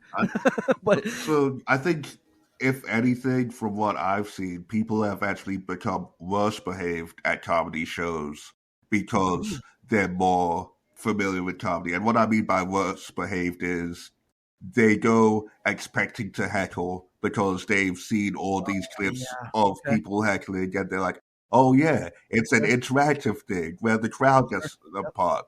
They want to do crowd. It's like they want to be a part of the crowd work. They want to crack jokes of their own. They want to help you out if they don't feel like you're working up to something fast. Everybody's so cool at just being made fun of now. Yeah, exactly. You me now. Yeah. Me next. It's so weird. It's like you're only cool with that because you're shit-faced, brother. Yeah, but if you know how deep he cuts you, when you go home later, you're gonna cry into a pillow. Trust me. But for the most part, if you go to a comedy show knowing that you like not walking into a bar and all of a sudden, wait, this isn't a bar, it's a comedy show. But if you know, if the destination when you leave your house is a comedy show, you're gonna go try to enjoy comedy. And you might be disappointed that it's not as good as you thought it would be. Or you're not gonna be like upset or trying to make a scene. And I don't think that's been very different throughout history from my experience. I haven't been doing it in the 80s or 90s to tell you what it was like back then. Well, you could imagine, right? Yeah. All right, what else we got, man?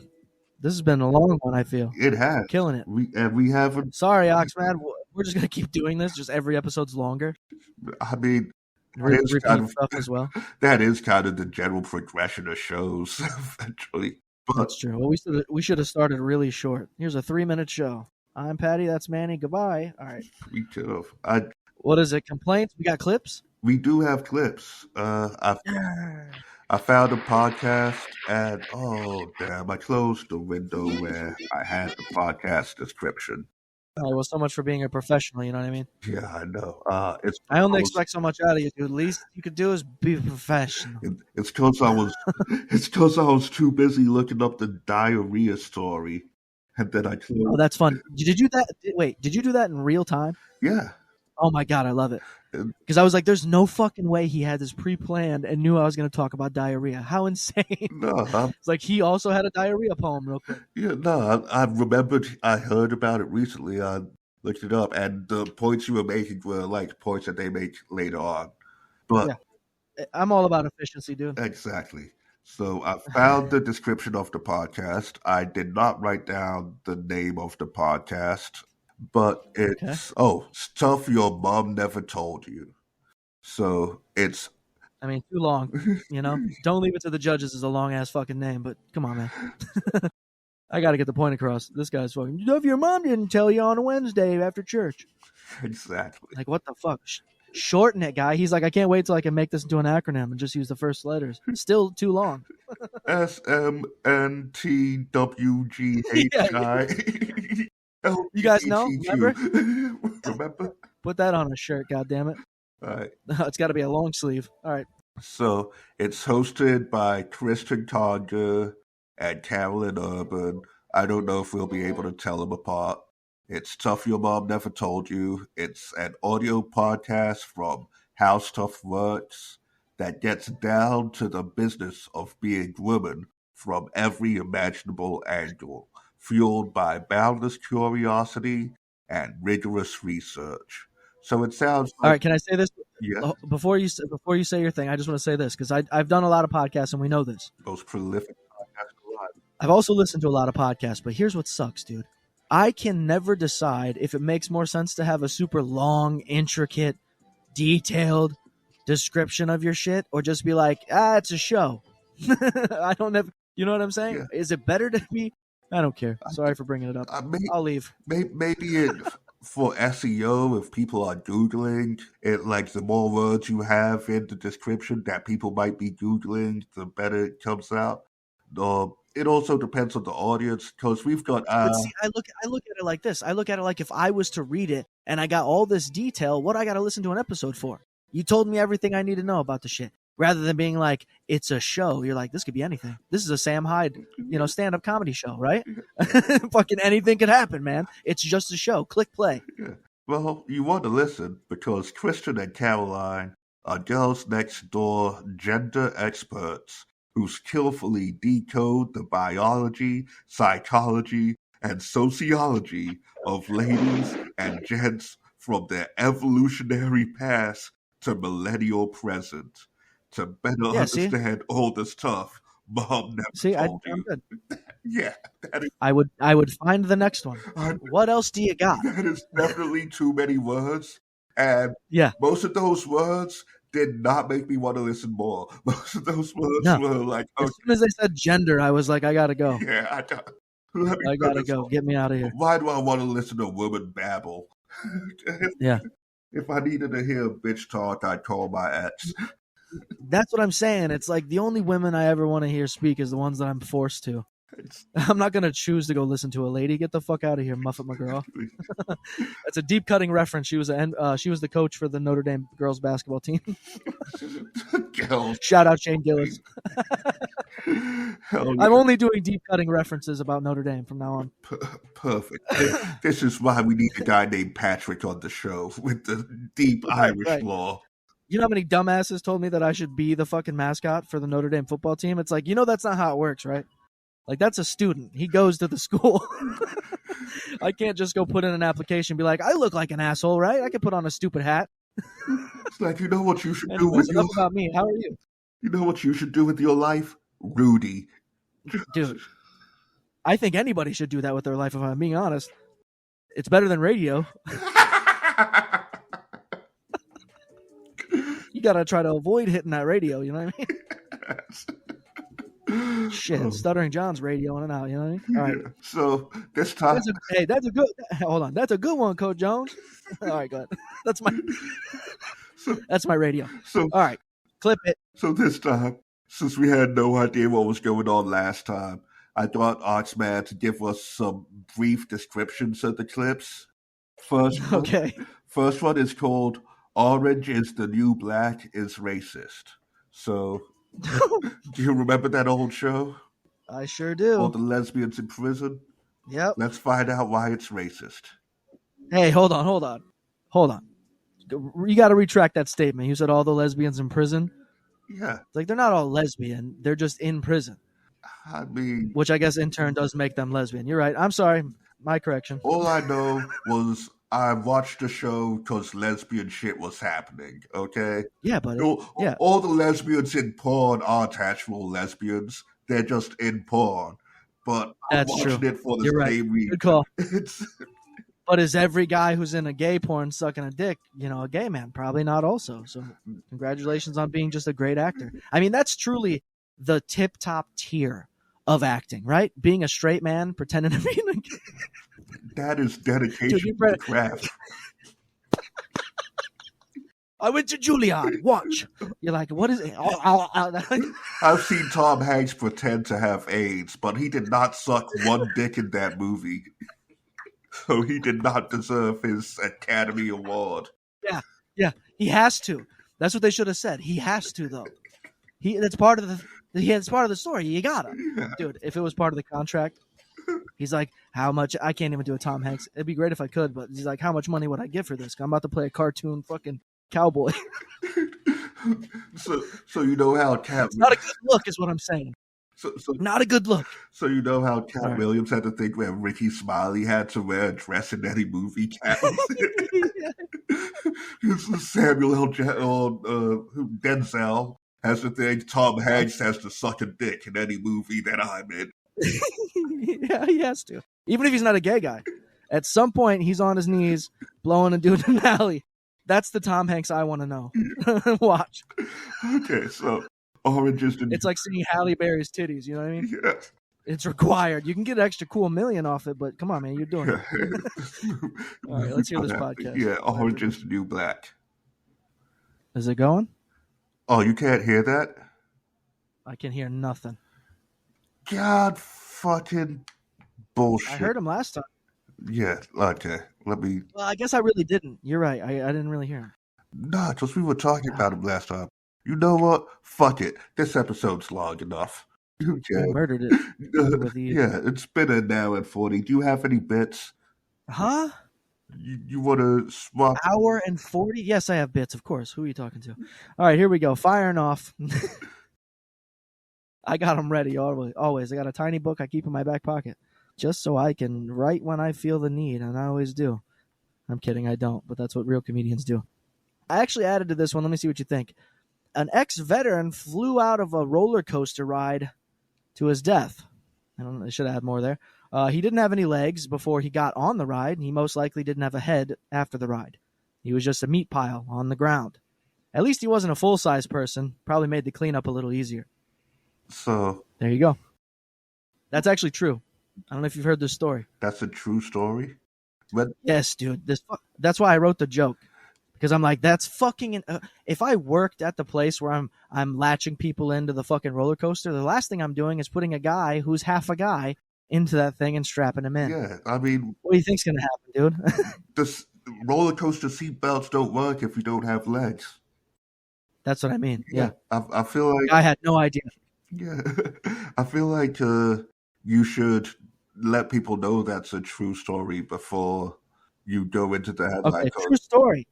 I'll just say that. True story. Ex-veteran flew out of a roller coaster ride to his death. Yeah. Turns out he had no legs before he was strapped into the ride. He had no head afterwards. Just a meat pile on the ground. But thankfully, they say he wasn't a full-size human. Otherwise, it would have been a lot more cleanup. How about that, huh?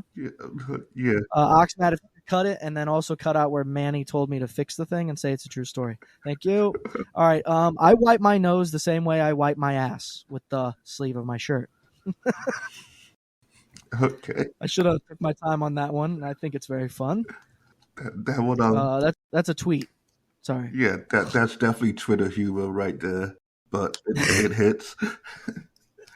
I mean, that's also a good throwaway line for if you were on stage and you said something like, if you say something that hits all bombs, either way, just a quick palate cleanser you can throw out. It's like, what do I could be like, I wipe my nose like I wipe my ass. bro, this goes right into my diabetes thing. I could go right from the diabetes joke and wearing large clothes, making fun of fat people, and be like, don't worry, guys. Although I hate giant fat people, I am too a disgusting human being. I wipe my nose the same way I wipe my ass, with the sleeve of my shirt. Yeah. I know I would never wear a shirt on stage that has sleeves because they're always cutoffs. I got you. All right, got anything? That is funny. I'll find another one.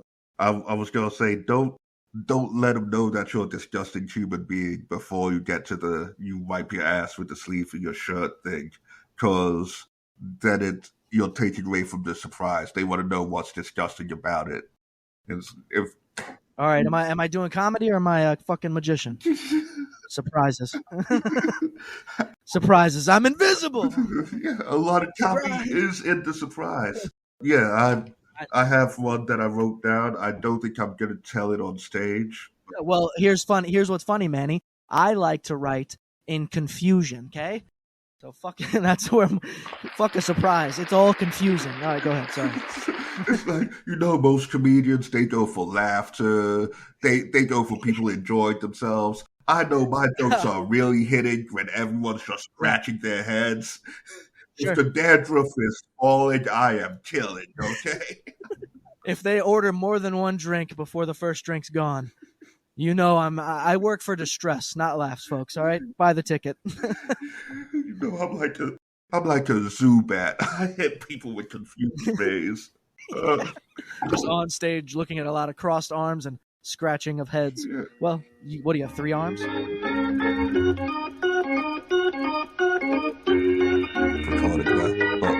While you were gone, I figured out what was wrong with my clips.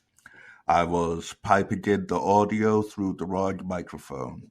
I saw the name of the physical microphone that I'm looking at in front of me, but instead I was supposed to use the name of the virtual microphone, which is connected to the app that I put my soundboard into. Yeah. Okay, go ahead. The way this site works is it records our tracks separately and then it sends both the files to him. So it's easier to edit. And then if we have like a bad connection, it still sounds good in the post or whatever. Interesting. Well, lucky us. Yeah. But either way, we're still not doing any clips because it has been too damn long. It's so damn long. Yeah, I'm actually getting sick. The one bit I had, I don't think I'm going to tell it on stage, but the Bloods and the Crips, right? Sure. What is a German Blood's favorite letter? It's C. definitely not C. Okay, I like that. That's the whole joke. See, some of them are just best left for a tweet. Yeah, exactly. Throw that out there. It's good to have it in your head, though, just in case there's ever a lull. You're talking to a guy, like, throw that joke at him. Yeah, exactly. Like I was saying with your wipe your nose and your ass line. It's good to have some palate cleansers sometime. Like there's a local comedian named Lump. I told him a joke that I thought was funny as just a throwaway, but I'm like, I would never put it in your act. And he was like, yeah, that's a good palate cleanser. And now I use it all the time when I tell like a risky joke. And I notice that I'm losing the audience because they don't like my whole voodoo magic being the same as child trafficking material. And I'm like, okay, well, I need to win them back. I might tell something else that's like less calm. And then if I want to hit him with the complete mind wipe, I go with this joke. Have you ever noticed that there's a lot of fireworks that sound like gunshots, but you never hear gunshots that sound like fireworks? I'm never minding my business, doing homework, and I hear someone drive by like, blocker, blocker, blocker, blocker. And it's so silly that it always works as a complete mind wipe. And that's when I can start Well, that's what I have started, digging myself out of whatever hole. I just go back to safe material. I think that's exactly what I do. That's my whole thing. All I have is those. Just 70,000 palate cleansers. No real stories, jokes per se, or punchline. But by God, I'll clean your palate over and over again because you're gonna be like, "What the fuck does that mean?" It's like going to a wine tasting. It's like, okay, well, here's some swill, here's some more swill. When do we drink any actual wine? Don't worry, here, just take some swill for right now. You're not thirsty. I tweeted this one out a while ago, but it's still always one of my favorites. And we're talking about palate cleansers, just something real quick. I had said, I've been watching so much true crime lately that it's made going fishing impossible. And then I just move on. I have nothing else for it. That's all I say, because I want you to paint the picture in your head as to why going fishing has anything to do with true crime. I make you do some work, right? You have to say, oh, he's been watching so much true crime. He's afraid of uncovering some evidence. Like, I'm going to be fishing and, you know what I mean? Oh, fuck it. This is a big ass fish. Nope. It's a thigh bone. Perfect. Give it to my friend Ted. He's got to fucking take you found it, dude. It was your fishing pole. I got to go. I don't want to be on the news.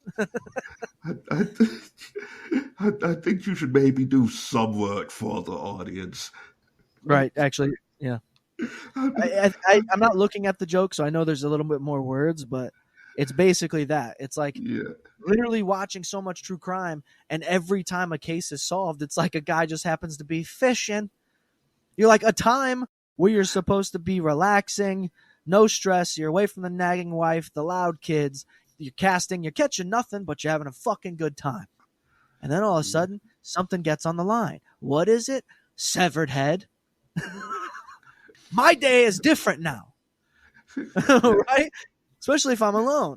I don't got somebody that can be like, you can take the head, dude. I don't want to be in the newspaper 30 times. And then a Netflix documentary in 25 years when they still haven't uncovered whose body it was. See, there's the rest of the joke. I just start riffing the rest of it out like I'm going to puke. Yeah, exactly. And at least start riffing it. That's the thing, because that's happened to me a lot of times where I say something that I think is a complete joke. And then the audience is giving me a blank stare. And it's like, I've gotten laughs from this before, but I guess I need to explain it to you a little bit. And at that point, it's like, you're not explaining the joke, but you're coming up with a riff that lets them know what it is. That's why I don't feel like that's what I'm doing either. I don't feel like I'm explaining the joke when I do that. I'm like, this is where my head was in this thought. Yeah, I'm going to tell you what it was. It's very strange. Of course I was stoned. But imagine you're fishing. Like, that's the whole thing. That like, if you think, the way I've always thought about stand-up too is it's a timing thing, and you only have so much time.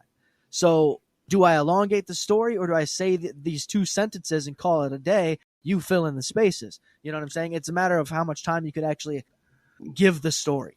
You know what I mean? Or whatever thought process, I guess. What it is I'm trying to stop saying what it is. I was doing that as a joke all weekend, and now it's in my vernacular. but what you do is, or what I suggest to people, because a lot of people, like a lot of the open micers that I've been around, they are too wordy, and I'm like, this joke can be edited down a lot, but they're usually too wordy in the fact that it's too much setup, and not all of the setup is needed. So you get the joke as short as possible, and then you see if the audience likes it, and then if they don't like it, then you expand. Because you don't go on stage with the whole thing scripted out word for word. This is what I'm gonna say. This is how I'm gonna time it. You've got to feel it out. It's a dance you do with the audience. So every audience is gonna bite different, you know.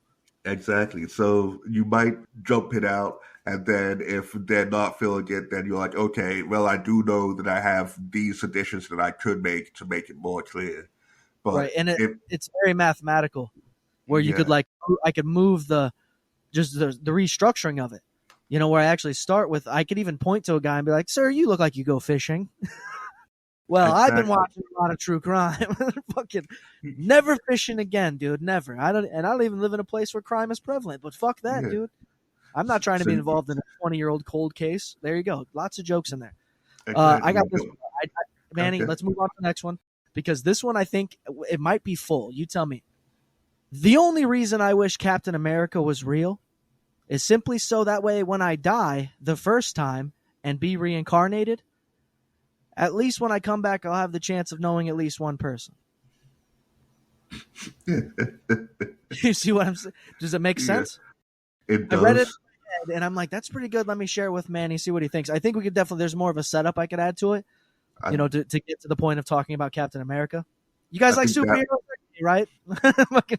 I think that was a perfect example of needing less setup, where someone will come to me like, yeah, one small setup I can add to this, and I'll be like, nah, that's for what the punchline is, that's way too much of a setup. It's like, I like Captain America. He lived from the 40s to the 2000s or whatever. It, like, if I were to die in World War II, I know that I can come back in a second life and still run into my old friend. Yeah, you're like, there he is, Chris Evans, right? Because then you make the joke, you think Chris Evans is actually Captain America. Yeah, see fucking guy from Not Another Teen Movie, dude, over and over. It's wild. All right. I don't know if this makes any sense. Chances are you see my body and think I might have wrestled or played football. But if you saw the other males in my family, you'd know I'm just lucky I learned to read. Okay, that hurts my feelings. He must have been an athlete who could only read the play like a champion today, sign. All right. These are jokes in my phone, okay? Now, when you write in your phone on your notepad, there's a little bar to the side that shows you like how long the writing is. Yeah. Right? Like the scroll. I don't know what it's actually called, the proper vernacular. I just know it's a stupid little bar. And usually it's really big if there's not a lot. And it's really small if there's a lot, right? I know the bar you're talking about. Buddy, my bar is tiny. It's minuscule. There's so much shit in here. Like, I'm just going to read you. I'm going to scroll long twice, and I'm going to read you the first thing that comes up, okay? One long one right there. All right, here, I'm going to read every one that it stops on. There are tomboys and tomcats, but they're nothing alike. But it does make you think at one point a guy named Tom was the only person anyone could reference. I get it. It's so stupid. It's so fucking stupid. Yeah. Bro, I swear to God, I wrote a lot of these on coke too. Trust me. The second time I had ever done it, I sat there on my phone just writing jokes, bro. I'm not even lying to you. Over and over, just writing ideas, premises, different subjects. I'm like, that could be that's an angle. Hey, my dad's a piece of shit. Just start writing. Dude, I wrote for so long that this could be anything. One more long spin. Here we go. Because I don't want to read a super long one. They're shitty. All right, this one's kind of long. Here we go. So many comedians being exposed as sex addicts, rapists, and funny as shit. It's about time hecklers start testing their will. The only thing is, some of these funny guys grew up being bullied and gaining friends because they were quick with words. But seeing them get hurt is clear proof Joe Rogan's podcast has taught them nothing. Comedians are supposed to know jujitsu and archery. Okay, that's just a thought. That's just a straight, there's no joke. It's just me saying Joe Rogan. All right, you can tell the difference the deeper we go. Here we go. One more spin. All right, here we go. People that have dogs as therapy animals or whatever also believe an ape wearing glasses is knowledgeable in physics. And they also assume any animal has feelings. If that was the case, we would be canceling the dudes that keep making Air Bud movies. We've all seen or heard of real animals having a porn parody. I mean, they had to, right? Okay. What do you mean by real animals having a porn parody? Oh, I don't know. I don't know when I wrote this. Hold on, let me read it again. We've all seen or heard of real movies having a porn. Okay, that's what I meant. I must have read it wrong. We've all seen or heard of real movies having a porn parody, right? Like School of Cock. Yeah. Imagine a porn parody of Air Bud. There you go. There's the visual. You know what's crazy is that long joke you wrote could have been summed up as imagine a porn parody of Air Bud. Absolutely. But that's when you're on cocaine, you just add all the extra words because it's more fulfilling. All right. I'm not super religious if you can't tell, but I think everyone is curious how they'd look wearing a yarmulke. true fact. Hold on. I got another tag. I'm not super religious, if you can't tell, but I think everyone is curious how they look being crucified. Also true. Like Jesus slapped on the cross, bro. Come on. I mean, perfect shape. That dude's running a fucking 25K. What is it? 28K? I don't know marathons, guys. Clearly, I'm not a runner, but you get it. That's how I keep going with the bit, though. But right, pretty funny little punchline on that one. I think. I'm still scrolling. Another big scroll. This is fun for you because you get to see how retarded I am. Really be high, bro. Not all these are cocaine jokes, but they all could be. Depends if you're on cocaine. It's weird how so many illegal and legal drugs give you a feeling of invincibility, and yet when I have a headache, they give me nothing. Whereas, had I been prescribed a daily dose of mushrooms, we could simply burn all the headache medicine. I guess I'm just saying I want to do mushrooms every day. Yeah. There's a concept there. There's something to all of these, I think. We could build... There's multiple albums here if we just read these fucking jokes off and figure... That's the whole album. What if we put out a comedy album where it's me telling you what I think is a joke and you figuring out how it's not or how it could be? That's pretty fun. That's a podcast. That'll be on the Patreon, guys. Most people would attempt to be good at dancing if it wasn't so exhausting and ecstasy was cheaper. So I can't help but to laugh at myself because I think I put myself in the position of when I had these thoughts. Like, what a fucking idiot.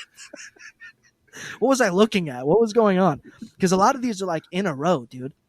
All right, here's a long one. Here's a long one, and the first word is Dave Attell. All right, here we go. All right. Dave Attell's cadence as a father is why he's not doing what Rogan does. What does that even mean? I have no clue. What? He's not even a dad. What is? All right, hold on. All right, here we go. Joe sounds like a dad. Every thought or theory comes out with the confidence of somebody that believes it to be true. And any of us that had a father figure, once you grow up, you realize how often they were wrong, but you have no connection as to why they weren't questioned. That type of dad can't exist anymore. Any answer or theory can be checked on Google.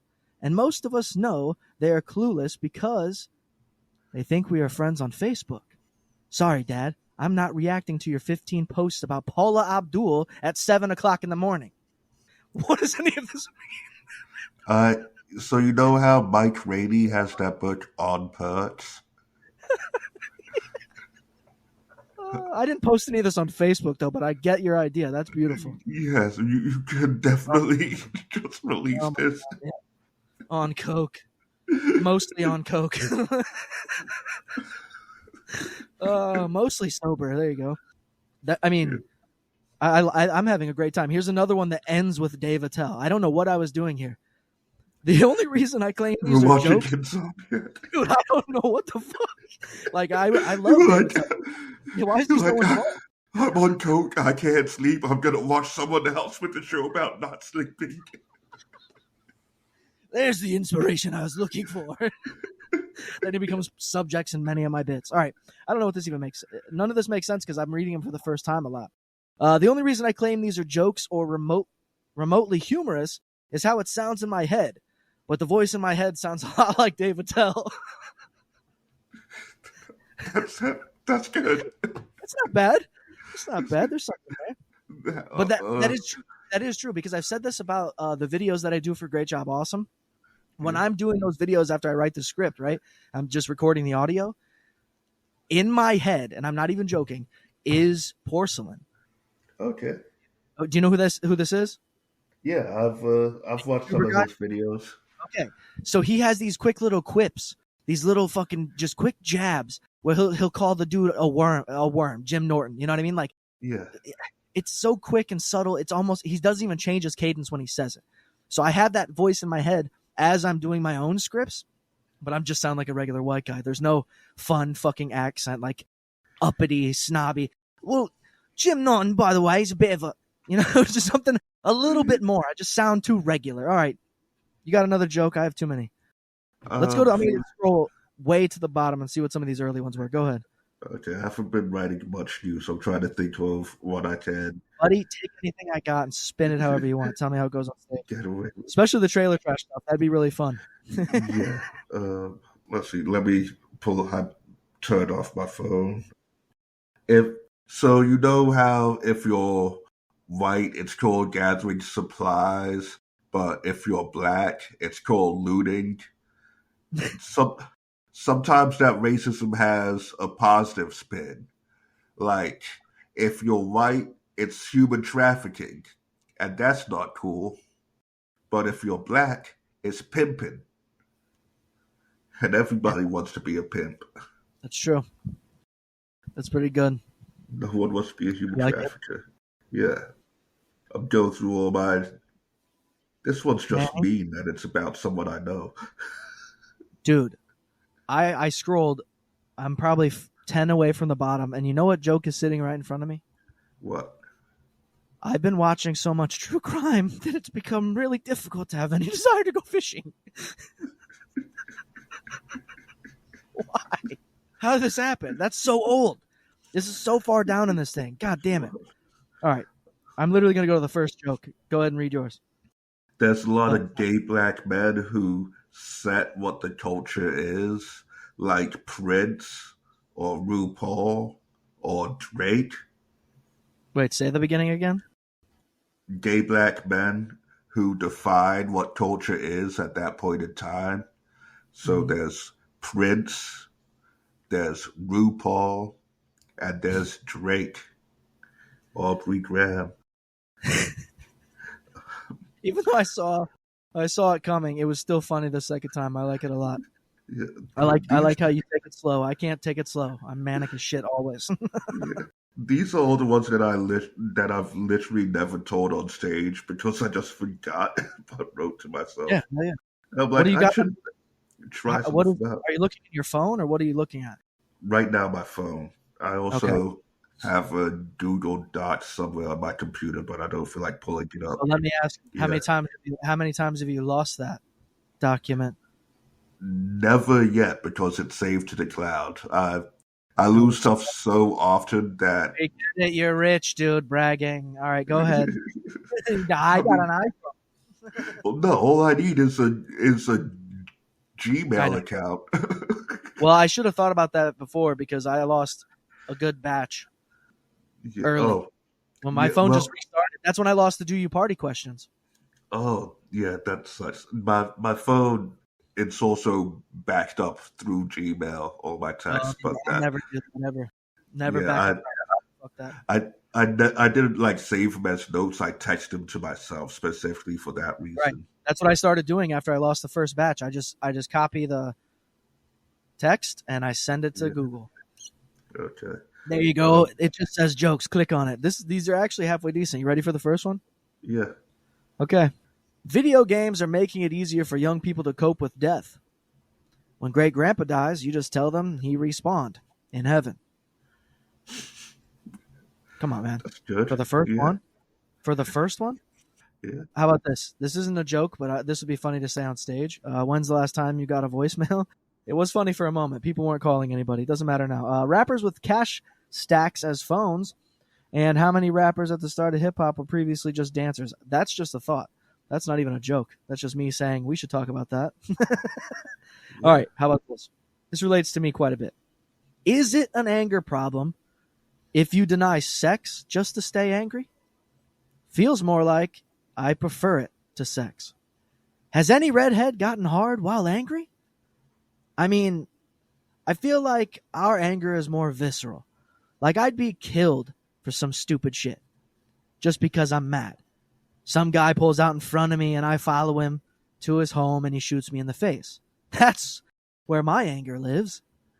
Still no punchline, but if you look at me, it's funny. Yeah. God, these are all so long, dude. That's what I don't want to read. All right, a man that showers before going anywhere is a single man looking for a woman. It's not just as obvious as a woman that gets her nails done and makeup done because she's going to fuck. But which guy? The only one that showered or the one closest to her? Either way, men will flock to a woman that is dolled up because it's a sign. She's either very insecure or looking for dick. Because a woman that goes into public without makeup on is just a dude. Okay. I see what you were going for there. We can keep going back. I didn't see it coming. I walked right into that one. That's pretty funny. All I saw was dude at the very end as I was reading the last line. I'm like, oh yeah, I remember saying that a lot. Because I look at it like this. You see so many women at the grocery store who don't really resemble a woman. Not a woman who's looking, right? So you have to imagine that if a woman's grocery shopping and she does have on her dress, her heels, her makeup, you know what I mean? She's got to be scouting. Why else would you do that? The grocery store isn't a place you meet people like that, right? I don't know. How do you meet anyone? Go ahead. Okay, this is the last one. Please. I actually have told this one on stage. So, because I was born in England, I don't relate to a lot of like American culture. But now that Pee Wee Herman is dead, I can't remember who died first. I only have the words Pee Wee Herman died written down. Whatever. Now that the Queen is dead, I know how you guys felt when Pee Wee Herman died. Because, oh wait, no. Now I remember it. Now that Pee Wee Herman's dead, I know how you guys felt when my queen died. Because I don't give a fuck. I like it. And yeah, that one was just designed to start beef with Philadelphians. And then I went on to call Pee Wee Herman a child predator, like, they all called my queen a colonizing bitch, because I did have to spend a lot of time in open mics listening to not funny people insult my majesty. Yeah. I like it, dude. And I also like there's something there that you could use. I'm sure you probably already have, but something about the name. Even the fact that he called himself Pee Wee Herman, that should have just been a sign. Yeah. You know, when a guy so blatantly calls himself, I fuck people way younger than me, then you should look into it. Like, exactly. Pee Wee's my name. No, you're not. You're a creep. All right. Sorry, I'll never Paul. Get that one back. Pee Wee. What? I Paul, don't know. I don't give a fuck about him. That's the whole point of the joke. All right. What's your queen's name? I don't fucking know. Who gives a shit? Yeah, that's don't you talk shit about Elizabeth. All right. Yeah. This has been a great episode. Full name. I'm glad that we got to the bottom of the Little Rascals movie. I movie. want to say I'm having a great time doing this with you. First of all, shout out to anybody who's listening. Second of all, I like that we make every episode harder for Oxmad. This is just a longer episode. It's not difficult, but it's a lot to listen to now, Jack. You know what I mean? Yeah, exactly. All right. Get us out of here. Bye, everyone. Bye, guys. Peace out.